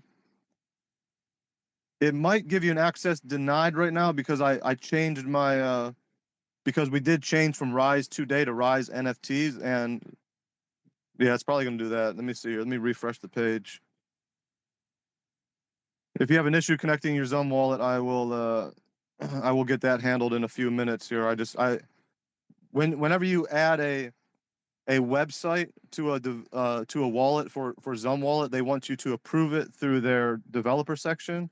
The XRP is the only one that makes you do that, and I forgot to do that because when we changed our website from Rise NFTs from RiseToday.com to Rise NFTs. Yeah, let me see here real quick. Just give me 1 second. We'll get you figured out. Zoom wallet. Oh, the only thing I won't be able to do with your Zoom wallet is I won't be able to send you the NFT for the hat because they are Corium NFTs. So you will need to, regardless, connect a Corium wallet to receive a Corium. There you go, Devon. Now you'll have a reason to come on over. Yeah. Hell yeah. Yeah. So, but if you want to connect a good Corium wallet, I believe is Leap Wallet. It's the most. Leap wallet. Yeah, and then there's 2 different Leap wallets. So you just want to do a Leap wallet on the Cosmos blockchain. I will put a link right now on my Twitter for the proper Leap wallet. Thank you. Yeah, I appreciate that. Yeah, you got to be safe out there hitting links for wallets there for sure. But yeah, I just did the Leap wallet there yesterday, like I said, to get I had a bunch of NFTs to give away here too. So yeah, I really like the look of it, and like I said, I haven't heard anybody say any problems for Leap wallet ever since the mainnet launch there, and that was very small and addressed pretty quick, I think. Yeah, somebody was telling me that I need to, I don't even know the word, but send all of my Corium from the Superledger wallet to Corium main chain. Yes. So yes. So that's the only way that you can actually receive rewards for staking your coin. So if you want to stake some of them, send some over to the Cosmos station. It's a really easy process. There's a couple tutorials on YouTube. You connect your Zoom wallet to the Sologenic bridge on the Sologenic. Like you go to the Sologenic NFT marketplace, and at the top of it, there's a thing that says bridge. You press that, and then you connect your XRP wallet, and then you copy and paste your new Corium wallet, say from your Leap address. Then you tell them how many Corium on the XRP ledger that you want to send to Corium on the Cosmos, and then it'll normally convert it within a few minutes for you. They did a good job of integrating that. So. Okay. And then also, if you have some other tokens that you just want to exchange, you can go on to the Osmosis DEX and you can trade some Atom tokens or some Osmosis or a few other tokens, and you can swap them right into Corium on the Corium chain and then do it like that. So if you have other tokens and you don't want to bridge them and you just want to keep what you have on the XRPO, then you can do that. You just can't stake them, and you're not earning your passive rewards like that. I believe that if you hold them on the XRPL, you still are eligible for airdrops, but I'm not going to say I'm 100% sure on that. So because most of the stuff is launching on Corium Cosmos, you might be able to say something to the team at a later point, but they might have already made their decision in terms of things like that. So I just want people to be aware of that ahead of time. I just posted the tweet for the official Corium Cosmos wallet. And one other thing. Oh my God, I'm glad I brought this up. I thought we were doing like a live video cast, and I wore this shirt today that I got from the last Corium event. It says, "Not your keys, not your coins." This is one of the biggest, scariest things that I would be worried about in our coming future. It's already happening now, but at a lower scale. So I saw this thing on I don't know, some social media the other day, and one of my buddies is like an AI expert on Island. He is like he's met with Sam Altman of ChatGPT. He's like they're building stuff out together. Like these guys are the pioneers in the space. And he said, if you hold crypto, bro, you make sure you keep it on a private wallet no matter what. So even though you use Leap Wallet, you can still use the Leap address through a wallet like Decent or I like EliPal the best because they don't actually connect to the computer. It's all generated through QR codes, and you want to use something that you need to confirm the transaction manually, then just confirming it on a laptop that's always connected to the computer. So here's why. ChatGPT and a few other of these AIs, they have interfaces now that can literally control the mouse on your screen. Oh boy. They can move the mouse and click and accept things, and next thing you know, hey, why is my crypto being unstaked? I don't remember doing that. Right? Like, oh, how come I had 100,000 in this wallet and it's being unstaked? The one reason that I like the Zum wallet is because there's also security protocols behind that. But a lot of these other just interfaces that are on just your desktop or just your computer, I'm going to recommend that you protect them all through some sort of hardware wallet also, where all that does is it has to give a manual confirmation through a hardware wallet, because it's not very easy for AI to confirm a transaction through a hardware wallet. It's pretty much impossible. So I would definitely do some research on that and get on it. I've been lazy about getting it on it myself until I got that information the other day, and yeah, it's So definitely is there anything like on Zum? I have the Tangent card there that, so you need to have the card and approve the transaction on your device. One without the other is no good. Is there something like that for Cosmos wallets? yeah. I mean, you can just use another wallet that accepts the Corium token. I believe does Decent accept the Corium token yet? I can't remember what. No, it does. Yeah, it's just what I'm wondering is like, because when you're using a hardware wallet, it brings up the other question. Like, look at Ledger, right? It had its email hack. It had it's changing, so there's a potential backdoor. So I'm not a big fan of that either. And it's funny that you bring up that shirt, because I just wore that shirt I think 2 days ago, and that's a system that I utilize. I have old devices that are offline that I have, my stuff that I want secured, right? So that creates the air gap. Now, I would love to have the same protection I have with the Zum, where I have that Tangent card, that you need that physical card to go along with the transaction. I'm just wondering. Yeah, I don't see anything. I don't see anything like that right now for Cosmos. I would recommend doing what you're doing, using offline devices. Yeah. So, obviously, a hardware wallet's, I'm not trying to deter anybody from doing it. It's just not my most favorite way to go about it. That's why I like my offline devices completely. I'm not at the mercy of any company fixing their software, keeping their software up to date, or anything like that. Well, so another good thing is just create a couple multiple wallets. So it's like you have one where you store most of your crypto in that you're not going to be moving around a lot. You don't play. If you want to have a bag that you play with a lot, then put that in something that's a little bit more accessible. But in terms of like your bigger bags that you want to hold, get them behind some hardware wallets, keep them safe.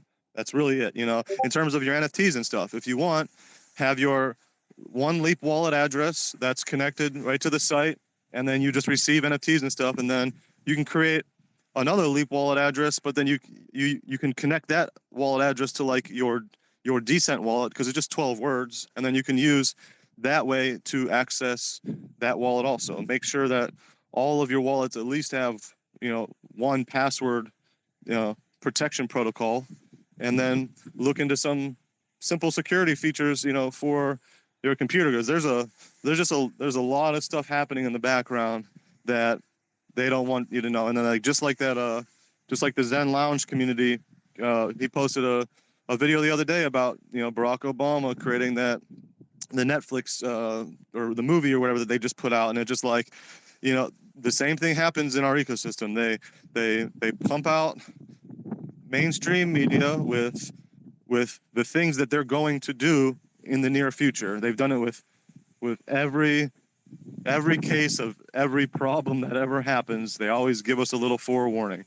It could be a couple months to 2 years or so down the road. I didn't think anything like a crazy big black cyber attack would happen until like 2028 in terms of astrology, numerology, and gematria, but it could be in a couple months. I don't see this big bull run that we're on right now continuing for not really a big bull run, but this run that we're on right now happening super heavy, even because David Schwartz put out that tweet about taking profits again. So I feel like we're going to have a nice big correction again, but then 2024, I think we're gonna make some moves. There's always just these little things to just look out for, and I'm only saying some of these things just to make sure that some of the people that aren't aware are aware, and not to let your emotions get involved. Just hang on for a little bit. We're definitely in the right space, and things are only gonna get better. You're still buying shit at bottoms of a market, and they haven't even started pumping positive news to retail yet. They're still in the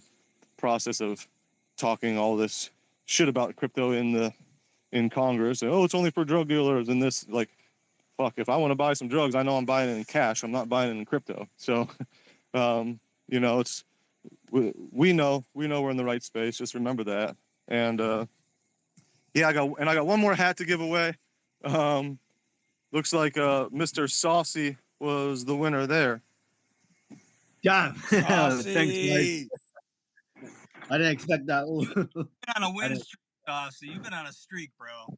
Yeah, Saucy man. dog. I won I think the Core Apes auction, the Corium question thing as well. Man, I'm in a streak. I'm telling you, man, the Dragon Year is coming up. Right that way. Just shoot me a DM with your Corium address, bro, and I'll get that sent over to you. Then also somewhere, if you want the physical hat and you want to do that, send me an address, or if you want me to just send it to somebody else that you want to gift them or whatever, just send me the details of how to get that done for you. All right, cool. I don't mind what's called giving the hat to someone else. I don't mind that too. All right, well, if there's somebody else that you want to give it away to that was on the stream today, let them know. Put a tweet out, tell them, let them know. Then they can send me their information. I'll just give you the NFT, and then then you can give somebody the physical hat, and then you keep the NFT. And why not? Do it however you like. It's your prize. But if you want to do that, I think that'd be a nice way to give back to one of the other listeners. Yeah. And then you message me your info, and then they can message me whatever they want. Maybe they want to give it away again. Who knows? All right. Thanks, boys. A lot. Yeah. Hey, I'm gonna get cruising. I want to go enjoy about an hour at the beach on my day off. I appreciate you guys and appreciate everybody being here in community. I would love to go a little bit deeper dive in some of those messages. If you're having trouble, DM me. Just shoot me a quick comment. Again, I'll send you a DM, and then I'll open that thread. I thought I had it open, but I paid for like the best Twitter account, and it's actually pretty freaking annoying of how many loopholes you still got to jump through after you're paying $20-something a month just to have premium Twitter. But whatever, it's name of the game, figuring it out. And then I'd like to go a little bit deeper on some of all the Corium info. So if anybody wanted to throw anything in or go a little bit deeper to feel safer about their investments or just learn more in general, we try to help with that process here at Rise and at the Corium Community DAO. And then a lot of the guys here are definitely down to help people do their research. And let's just keep on growing together and make something great. Thanks again, Mark. Appreciate it, bro. Yeah. Thanks.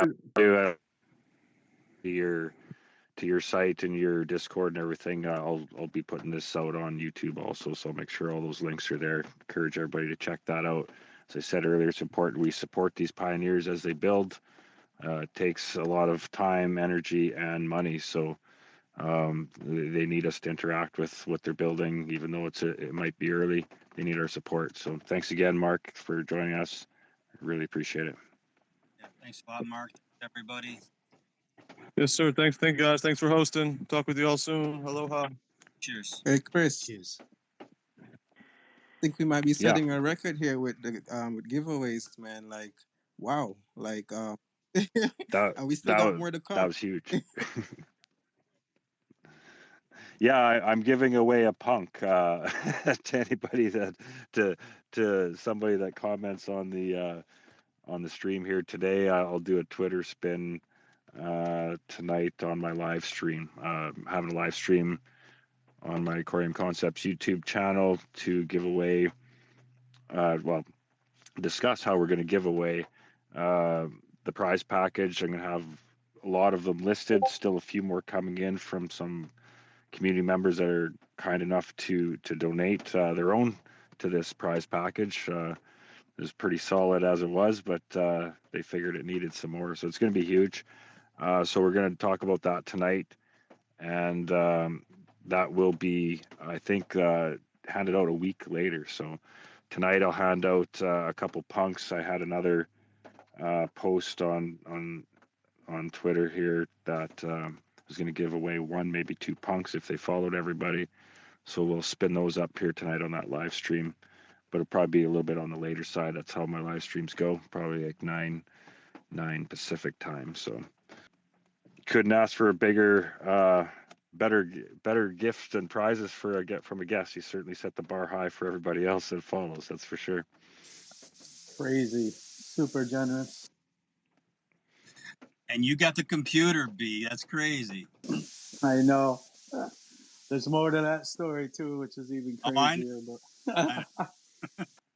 Right on. Well, I think that's 2 weeks in a row. Everybody's attended here has won some significant prizes. So very, very thankful, and it puts a big smile on my face to know that we can have a place for the community to all gather and share each other's stories and successes. And this is turning out to be better than I even hoped. So appreciate everybody's contributions.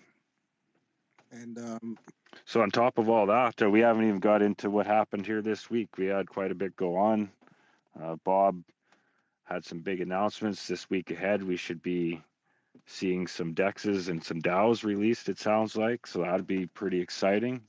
That'll be another reason for those that haven't moved their Corium over from XRP Ledger to Corium Mainnet. If I know anything about DEXs, when they fire up, they usually have a way to incentivize people for participating and providing liquidity and making swaps and that. So he did mention there'd be airdrop coming for Corium holders. So I would suspect you'd probably want mainnet Corium for qualifying for that. Again, I don't know. It's just a suspicion, but yeah, it's going to be an exciting week for announcements. And the price is 12, 13 cents, you know. We can't forget about that. Is that, you know? Yeah. You know. I'm enjoying that. Yeah. We've been going higher and higher, you know. Obviously 13 cents is nothing, but in the grand scheme of things, we're going to go higher. You know, I mean, that's what I think. Absolutely. If you look at the 3-year chart or zoom out a little, you look at the volume, like we're setting records here, man. The volume's been crazy. Someone's secretly buying slowly, you know. I mean, that's for sure. Oh yeah. I haven't done trading, looked at numbers in quite a while. So we got a $50 to $60 million project, and it's been running like 2 million in volume. Just recently, is that a pretty good ratio? Yeah, 100%. Yeah, because you look back. I think it's 5. This is week 5 now that the volume is absolutely spiked. We are running from about 200,000 to 400,000, somewhat consistently since mainnet launch, and then lately it's been that 1 to 1.8 million. The other volume that's increased significantly, some days more than others, but is the IBC traffic. You know, one day you look, it's like $1,500 moved over IBC, and then I looked yesterday, it was at 17,000 that day. So you get these dexes online, it's just another place for people to move their corium to. So it's going to be interesting. Like you got, Mark said earlier, we're trying to get to 60 to 70% staked. We're currently at 48% staked. Most of the air drops out with the exception of that 20 million for the solo holders that Bob alluded is going to be distributed. We'll be hearing something about that, but there's not a lot of, look at how little it takes to move price. You could see a few projects, validators moving around here or there in the past, and the price moves pretty quick. Imagine how quick it would move if we were in fact 60% staked right now. That's also true. I think people aren't staking because they want to start selling. That's the problem. They see too short term. That the reason I think if you go on the Corium Stake website, you see people start to unstake more, Corium getting unstaked. Entering that 7-day unbonding period. They want to start selling soon. That's maybe it's because I see Bitcoin go to 12K. I don't know, but they're going to be left behind. That's all I'm going to say. Yeah, if they're selling it for that reason and not for liquidity pools, then yeah, it's gonna be. Exactly. So I'm gonna say it. They're waiting for 12K Bitcoin, man. They're gonna be left behind. That's for sure. We got to remember this is still under a year. We're coming up on our first birthday, so. But Corium is it's not any other project. I mean, it's its own thing. That's all I'm. Don't underestimate just because it's like not even a year old. I feel like we're gonna see some magic happen. I hope so, and it would be well deserved. It's worth the value of much more than what it is. Like I'm pretty sure Bob knows the what's gonna happen. I mean, just when he released that thread, that was him basically saying we're going high. I mean, at the specific moment in time, we were at the bottom, and right after that tweet, we started going up. He knows everything. He knows something. What I mean? Maybe he knows the algorithm. I don't know what it is, but like, like he was positive about something. No question. He's very positive. He knows something, and he wasn't mincing it. Exactly. He's not some random guy deciding to project. He has a vision, that's for sure, and people like his vision. I didn't catch somebody mentioned that David Schwartz said something about selling again. I still go back to, I think it was 2 weeks ago now, that Brad Garlinghouse and Stuart Alderati both in their own tweets said, I'm in disbelief. Obviously, we don't know what it was referencing, but I just thought it was odd they used the exact same words, and that's the part of the cycle I think we're in. So the other part I'd caution everybody with DEXs coming online here, hopefully, or it sounds like they're going to be announced at very least next week, hopefully online soon after, but is just make sure you understand impermanent loss. Providing liquidity is a great way to participate, but impermanent loss is real, especially with an asset like Corium that could potentially have some upside if it's matched up, paired up against something that's stable. That impermanent loss is a real thing, and it's not necessarily a reason not to do it, but it's very important that you certainly understand what it is and how to manage it. Yeah, and in addition, to the DEXs and DAOs coming, they had also mentioned the listings, the listing on the exchange, top tier exchanges. So there's a lot to look forward to in the next couple of weeks to months, with especially Corium and Solargenic. So there's a lot of buildup, that's going to help to push price and volume up, but also adoption, and that's the key. Once more and more people are building and utilizing the technology, the demand will be there.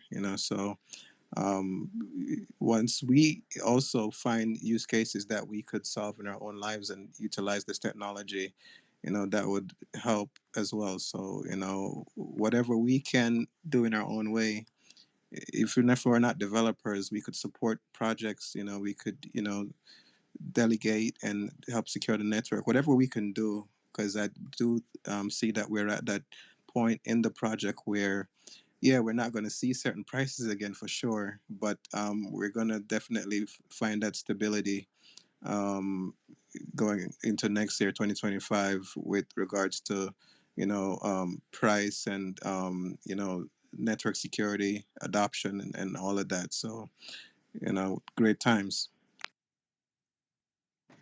Yeah, I was doing a little bit of playing around the last few days. I don't like to provide hopium. It's not what my channel's ever been meant to do. It's, in fact, it was created because it frustrates me to hit the hopium part of YouTube creators. But I honestly see a pretty realistic path for somebody to get to six figures with a very modest investment at this point in time. And I don't want to provide financial advice to anybody, but at the same time, just the numbers and what's coming ahead, combined with the staking rewards and that, I just kind of laid it all out on a spreadsheet and, a couple different scenarios and price points and timelines. And it's an amazing opportunity that we find ourselves at here, because with what's about to be built on this project is far beyond the $60 million market cap by far. That's the easy thing to see. Oh, Ralphie, I see somebody brought you up a speaker. Great to see. Welcome. So, Chris, yeah, I got the invite, and I'm sorry I showed up late. I will go back and listen to the recording though. But since I've been here, everything you guys are saying is spot on. I think that it's imperative for us to be able to support a network and see a network's growth. And the only way that happens is if the community is actually backing up the network and participating in what's going on. And obviously, we're still early on with Corium. There's a lot of things that still need to be developed and built on top of Corium. But once those things do start rolling around, like we should be interacting with the network and helping it grow. I think that that's a great point.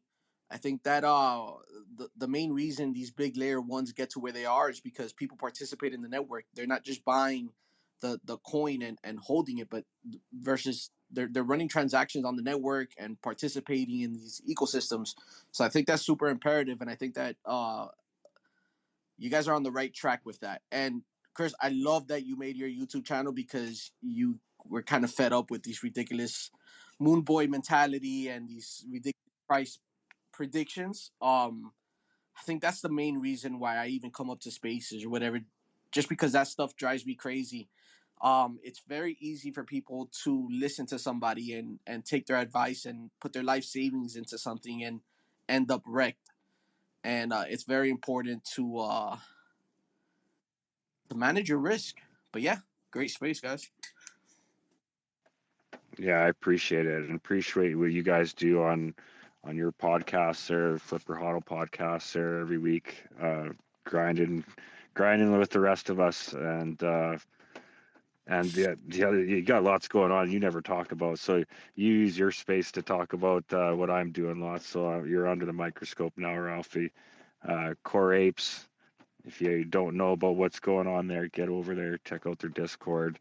They have their own validator and a great reward system for holding a Core Ape. I have two. I'm giving away one of them in my prize package. I've been gaining those rewards for a long time, but somebody's going to be taking that over. Great project. I go back to when I met you guys at Cornova when you came into the big room there, and all you see on that wall was Core Apes.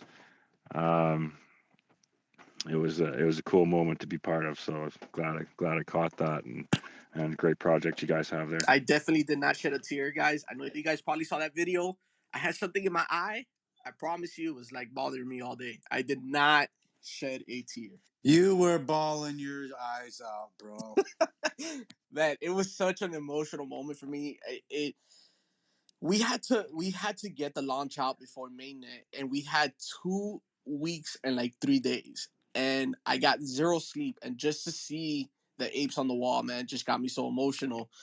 But I'm typically an emotional guy. I wear my emotions on my sleeve. If I'm mad, you're gonna know. If I'm happy, people know. Like I suck at hiding my emotion. That's for sure. You're genuine. That's what we love about Nothing you, wrong with Ralphie. Yeah. Yeah. But Chris, you want to know Yep. something? I love that you're giving away an ape. We had Toshi. Shout out to Toshi, man. I was thinking about him yesterday because we're doing some pretty cool stuff with giving away apes and kind of having people join the community through giveaways, and we wouldn't have that opportunity if it wasn't for Toshi. And man, we have some apes left in our treasury, Chris. We would love to donate one for you to do a giveaway. Maybe we run a big space. Maybe we try to make some noise for Corium, and we run a big Twitter space on your podcast, the Superledger Podcast, and we kind of try to get the whole community in here. We'll do the giveaway here live, and we'll donate that, and you could run the giveaway, Chris. Oh, that'd be huge. And well, let's Nice. just make the deal here right now. Core Apes definitely has to be on our Superledger podcast. We have a format. I have a 4-week structure for this podcast. 1 week's going to just be an open forum. We can all just get together and throw shit at each other if we want. Then after that, like, we're going to have a week for developers that are building on the project. We're going to have a week for creators, such as project like Core Apes, and another week for validators and governance, because it's been pretty quiet and not here lately. But there's going to come a time where we got some things to talk about as far as voting and governance. And that's what I want to provide, a stable structure here. Everybody kind of knows that space once a month, they got a spot to talk to validators, and also a spot for a validator such as Drip Labs to come on and say, hey, this is what Drip Labs is all about. Some people just don't take the time to go through that Explorer and click on Drip Labs and say, oh, that's actually Core Apes. Okay, right on, I get it. So it's amazing. Like, you take it for granted. Like, I'm out here talking about this every day. You just assume, a lot of people that you interact with on X or on YouTube just know everything about Corium that you do. And you hear people say, oh, I didn't know you can get a Corium NFT, or I didn't know Core Apes had a validator. You hear these things all the time. It's like, geez, I knew these things, right? So it's important to have a spot like this, and Flip a Huddle podcast. You guys do a lot of great things highlighting different projects and even beyond our community. So that's what this is all about. So let's get Core Apes on here as one of our next guests.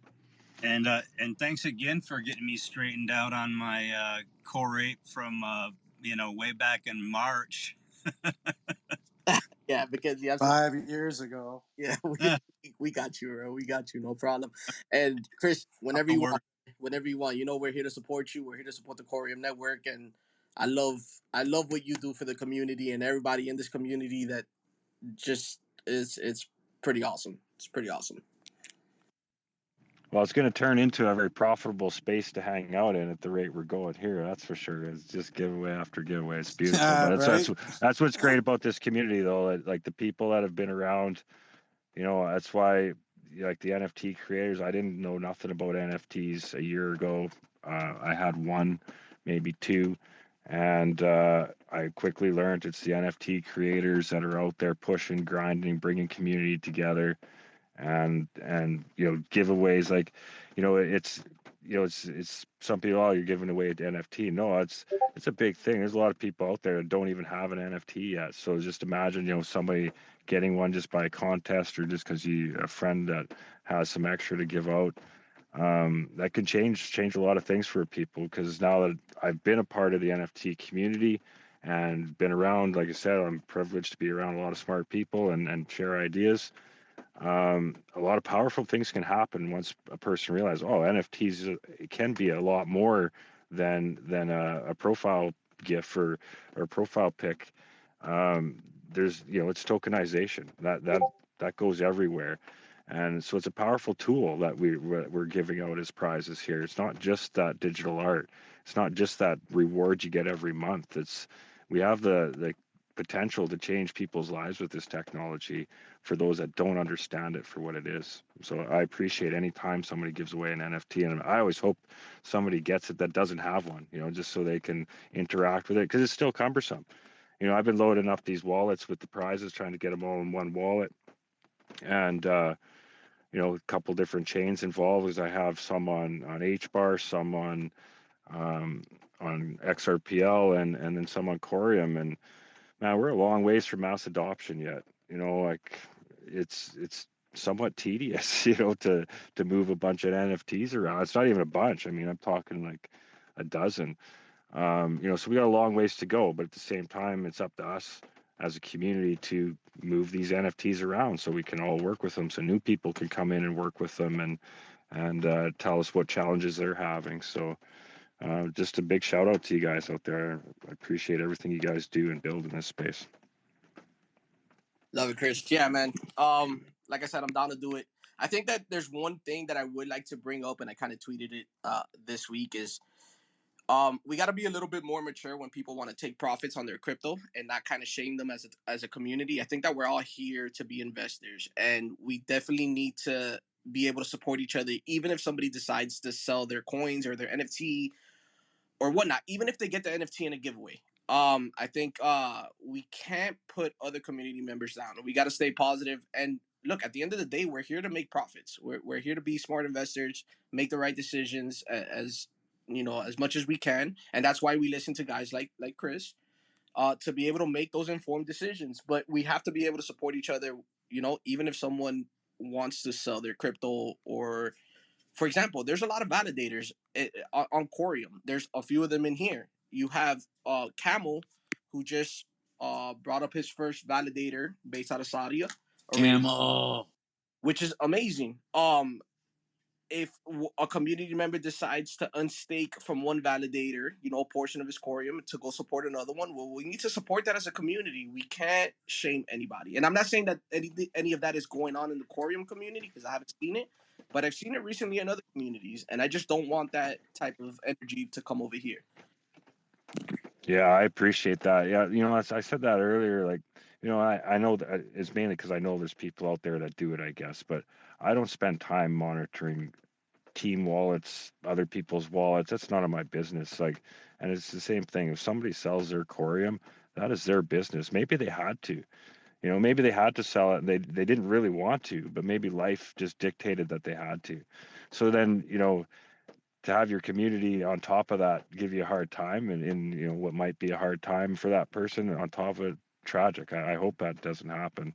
I certainly would not want to hear a story like that because somebody's personal finances are none of our business. Just because we can see somebody's wallet, we don't know what's going on in their life. It's none of our business.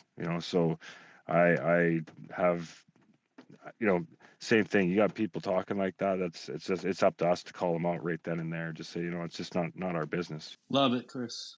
People just assume that you're here early in blockchain and that you're living the life or something. Like, not everybody's been here since 2012, 2014. There's people that have just come into this space.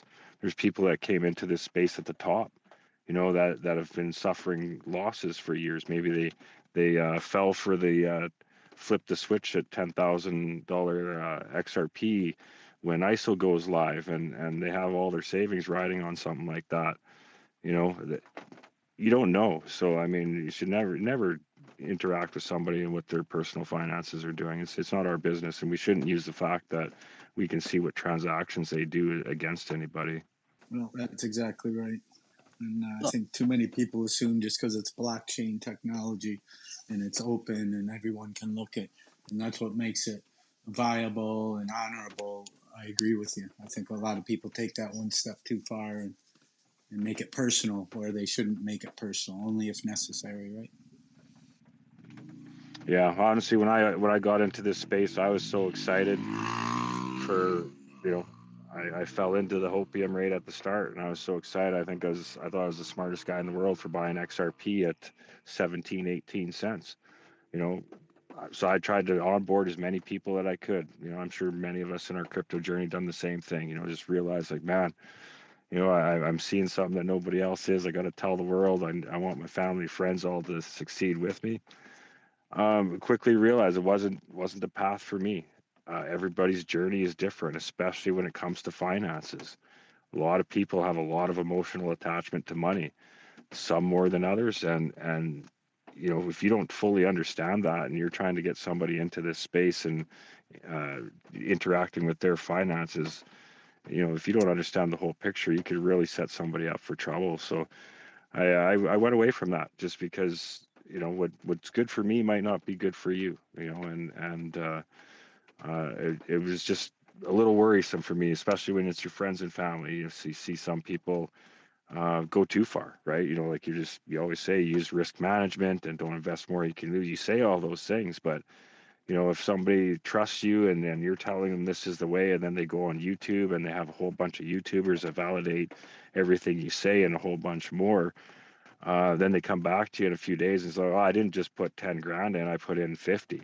I maxed out my credit, everything." It's like, my goodness, man, what are you doing? You crazy? Like, well, why would you say I'm crazy? You just told me it's going to go to the moon, right? It's like, well, no, but that's just reckless behavior, right? And so indirectly, I felt like I contributed to that, even though I said all the right things, I did all the right things. Their emotions totally take over, and it ends up in a disaster. So, Chris, two things. First of all, I want to say thank you for doing what you do. We don't always have the time to do all the research and keep up to date with everything that's happening in our ecosystem. And you do an amazing job at keeping everybody updated. Even with your updates, I find it hard to find time to watch all your YouTube videos. I do try to support as often as I can and kind of catch all the videos, but we're often strapped for time. But thank you for that. That's awesome that you do that. I know that there's some exciting times coming for Corium. What's going on this week? What do we have forward to looking forward to this week coming up? What's exciting? What's coming up? I know Bob Ross has put out some hints at the exchanges where Corium might be listed. What is going on this next week? I'm most excited about the DEXs and DAOs.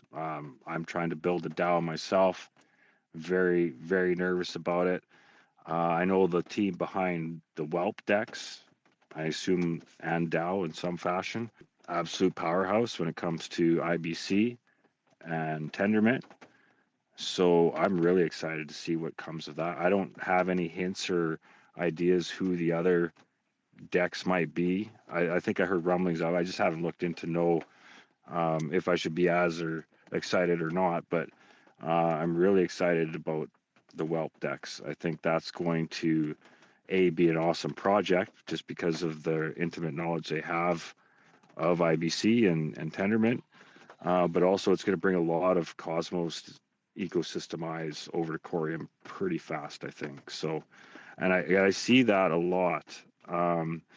What the team's been out doing with these hackathons and events, I could tell you must be making a difference, because the people that are starting to follow my channel, follow my X account, is moving beyond the XRP ledger. I'm starting to get more Cosmos ecosystem coming over, and Ethereum, actually, surprisingly enough. A lot of .eth have been coming lately. But the exciting thing I see is, and I talked to somebody that discovers Corium from the Cosmos ecosystem, is like they understand it for what it is real fast, just because IBC and built on Cosmosm, everything like that. But they get pretty excited about it after they dive into it a little bit. So that excites me, because I look at the Cosmos ecosystem as fairly mature as far as IBC network. So if they're getting excited about it, I think I have every reason to be excited about it. Damn, that sounds amazing. Yeah. You just got one of the things I took from the tweet that Bob Ross posted 2 days ago was, they're gonna be, I guess, able to reveal most projects built on Corium. It's not just say that DEXs and DAOs. It's like everything that is building. So we're probably gonna have a list of that, which includes other products that we're not even probably thinking about right now or in our vision. So just stay tuned for that. And I think that with the momentum and stuff building up and the news and stuff they're dropping, it gets more and more bullish. I don't know if you realize it's like building up to a crescendo per se, but it's exciting times for the community. We have definitely went through the worst in terms of seeing the price go down and down and down and bottom out and everything. But as I said, we're still under a year old, and You know, I don't see a lot of projects that at that age, at this developed or this advanced or have this much going, or possibilities, you know, that is aligned with it. And I saw Map of Zones put out a tweet this week too. That's last week, that they're expanding the Cosmos. They're going to be listing 20 more, you know, IBC Cosmos tokens. So the Cosmos is growing. You know, that's more for what we're doing with Corium and what, you know, the possibilities are. And I also saw in Map of Zones, we had the pairings for Corium went up to 11 instead of 5 or so. So, you know, there's a lot happening with the connections and interconnections that are going to make the interoperability as superb as it's going to be with the technology we have. So I'm excited just watching this whole thing unfold and roll out in slow motion. That, you know, what gets me excited, what gets me bullish is not price go up. What gets me excited and bullish is hearing adoption of the network, because that equals price go up. The more adoption we have on Corium, the more people that have eyes on it, the more people that are interacting with the actual ledger, like that equals price go up in long term. That's what gets me excited. Absolutely, absolutely, and you know, I wasn't too sure what to take of that. It was interesting you caught that to articulate. You know how he mentioned that, you know, there sounds like many projects are going to be announced, and you know, so I don't know, does that mean, you know, maybe some grant applicants from the last wave of grants, but yet the previous wave, you know, we haven't even seen their projects deploy on Corium yet. So nonetheless, he was teeing up an exciting week ahead. There's no doubt about that. And then, do you guys look at the airdrop that he mentioned, Corium exclusive airdrop, tied to the DEX DAOs that were mentioned, or do you think there's something else going on beyond that? I think it's probably it's close because it's kind of like in the same sentence, right? Like the DEX DAOs and one will offer an exclusive airdrop. So it possibly is one of the projects that's going to be listed, but also possible with, you know, one of the DEX or DAOs. It's still not defined. Yeah, it's going to be interesting. And then same thing, a lot of people have their tokens locked up. So when these DEXs become available, their secret sauce is liquidity, right? So they're obviously going to be incentivizing people to bring their Corium tokens and put them on their, you know, into their project. So it's going to create some more movement, more places for Corium tokens to go. So to me, that's all. Like you said, the more people that are using it, the better, right? And keeping that velocity going, because now we're starting to see velocity. Now that IBC's opened up, we can track that velocity now. Like I said, some days it's lighter than others, but there's definitely Corium on the move. Well, guys, we've been going 2.5 hours. Might be time to wind her down here. Learned quite a bit today. I think the replay will, I might even have to listen to the replay.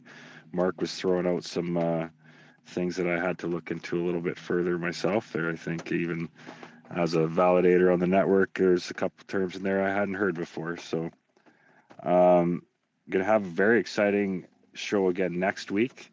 I'm not sure enough that I can announce who it's going to be yet. I know they have something launching this week potentially. So I'm not going to let that out of the bag in case I'm not supposed to. So I'll wait and get in touch with them. But guarantee you're going to want to check us out again next Sunday at the Superledger Podcast. I think we're going to run the same time. You're not going to want to miss it. I don't know if we'll be giving away computers again like Rise was today, but I'm sure there'll be a lot to learn and a lot to celebrate by then, because it sounds like we do have an interesting week ahead. And yeah, if nobody has anything else, I think we'll pull it. So, thanks a lot, Chris. Thanks a lot, everybody, for showing up. Right on. Well, if you guys need a place to stake your Corium, I'll give a shout out to those that are here. Obviously, we run the Corium Community DAO Validator, Ralphie's Drip Labs. Who else we got in here? Rise NFTs. He's gone here now. Camel, he just started up the Bruges validator. I think that translates to constellations, representing Saudi Arabia. I think Saudi Arabia is going to be a powerhouse for many reasons, not just a validator on Corium Network.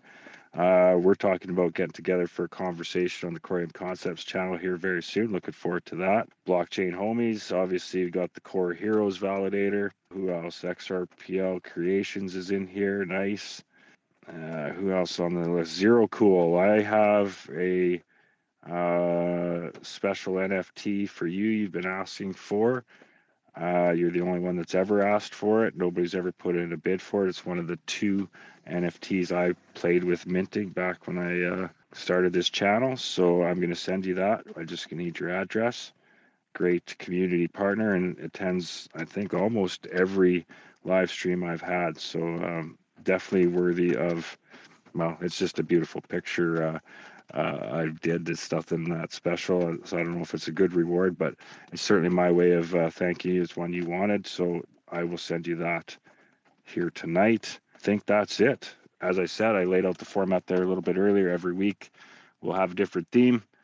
If you want to be part of that, just head over to CoriumCommunityDAO.com. There's a contact us form. Love to get you up on the channel to share your ideas or project with the community. On that note, we're going to pull it. Thank you all again. Peace and prosperity to you all. Thanks, Chris. Thanks, guys.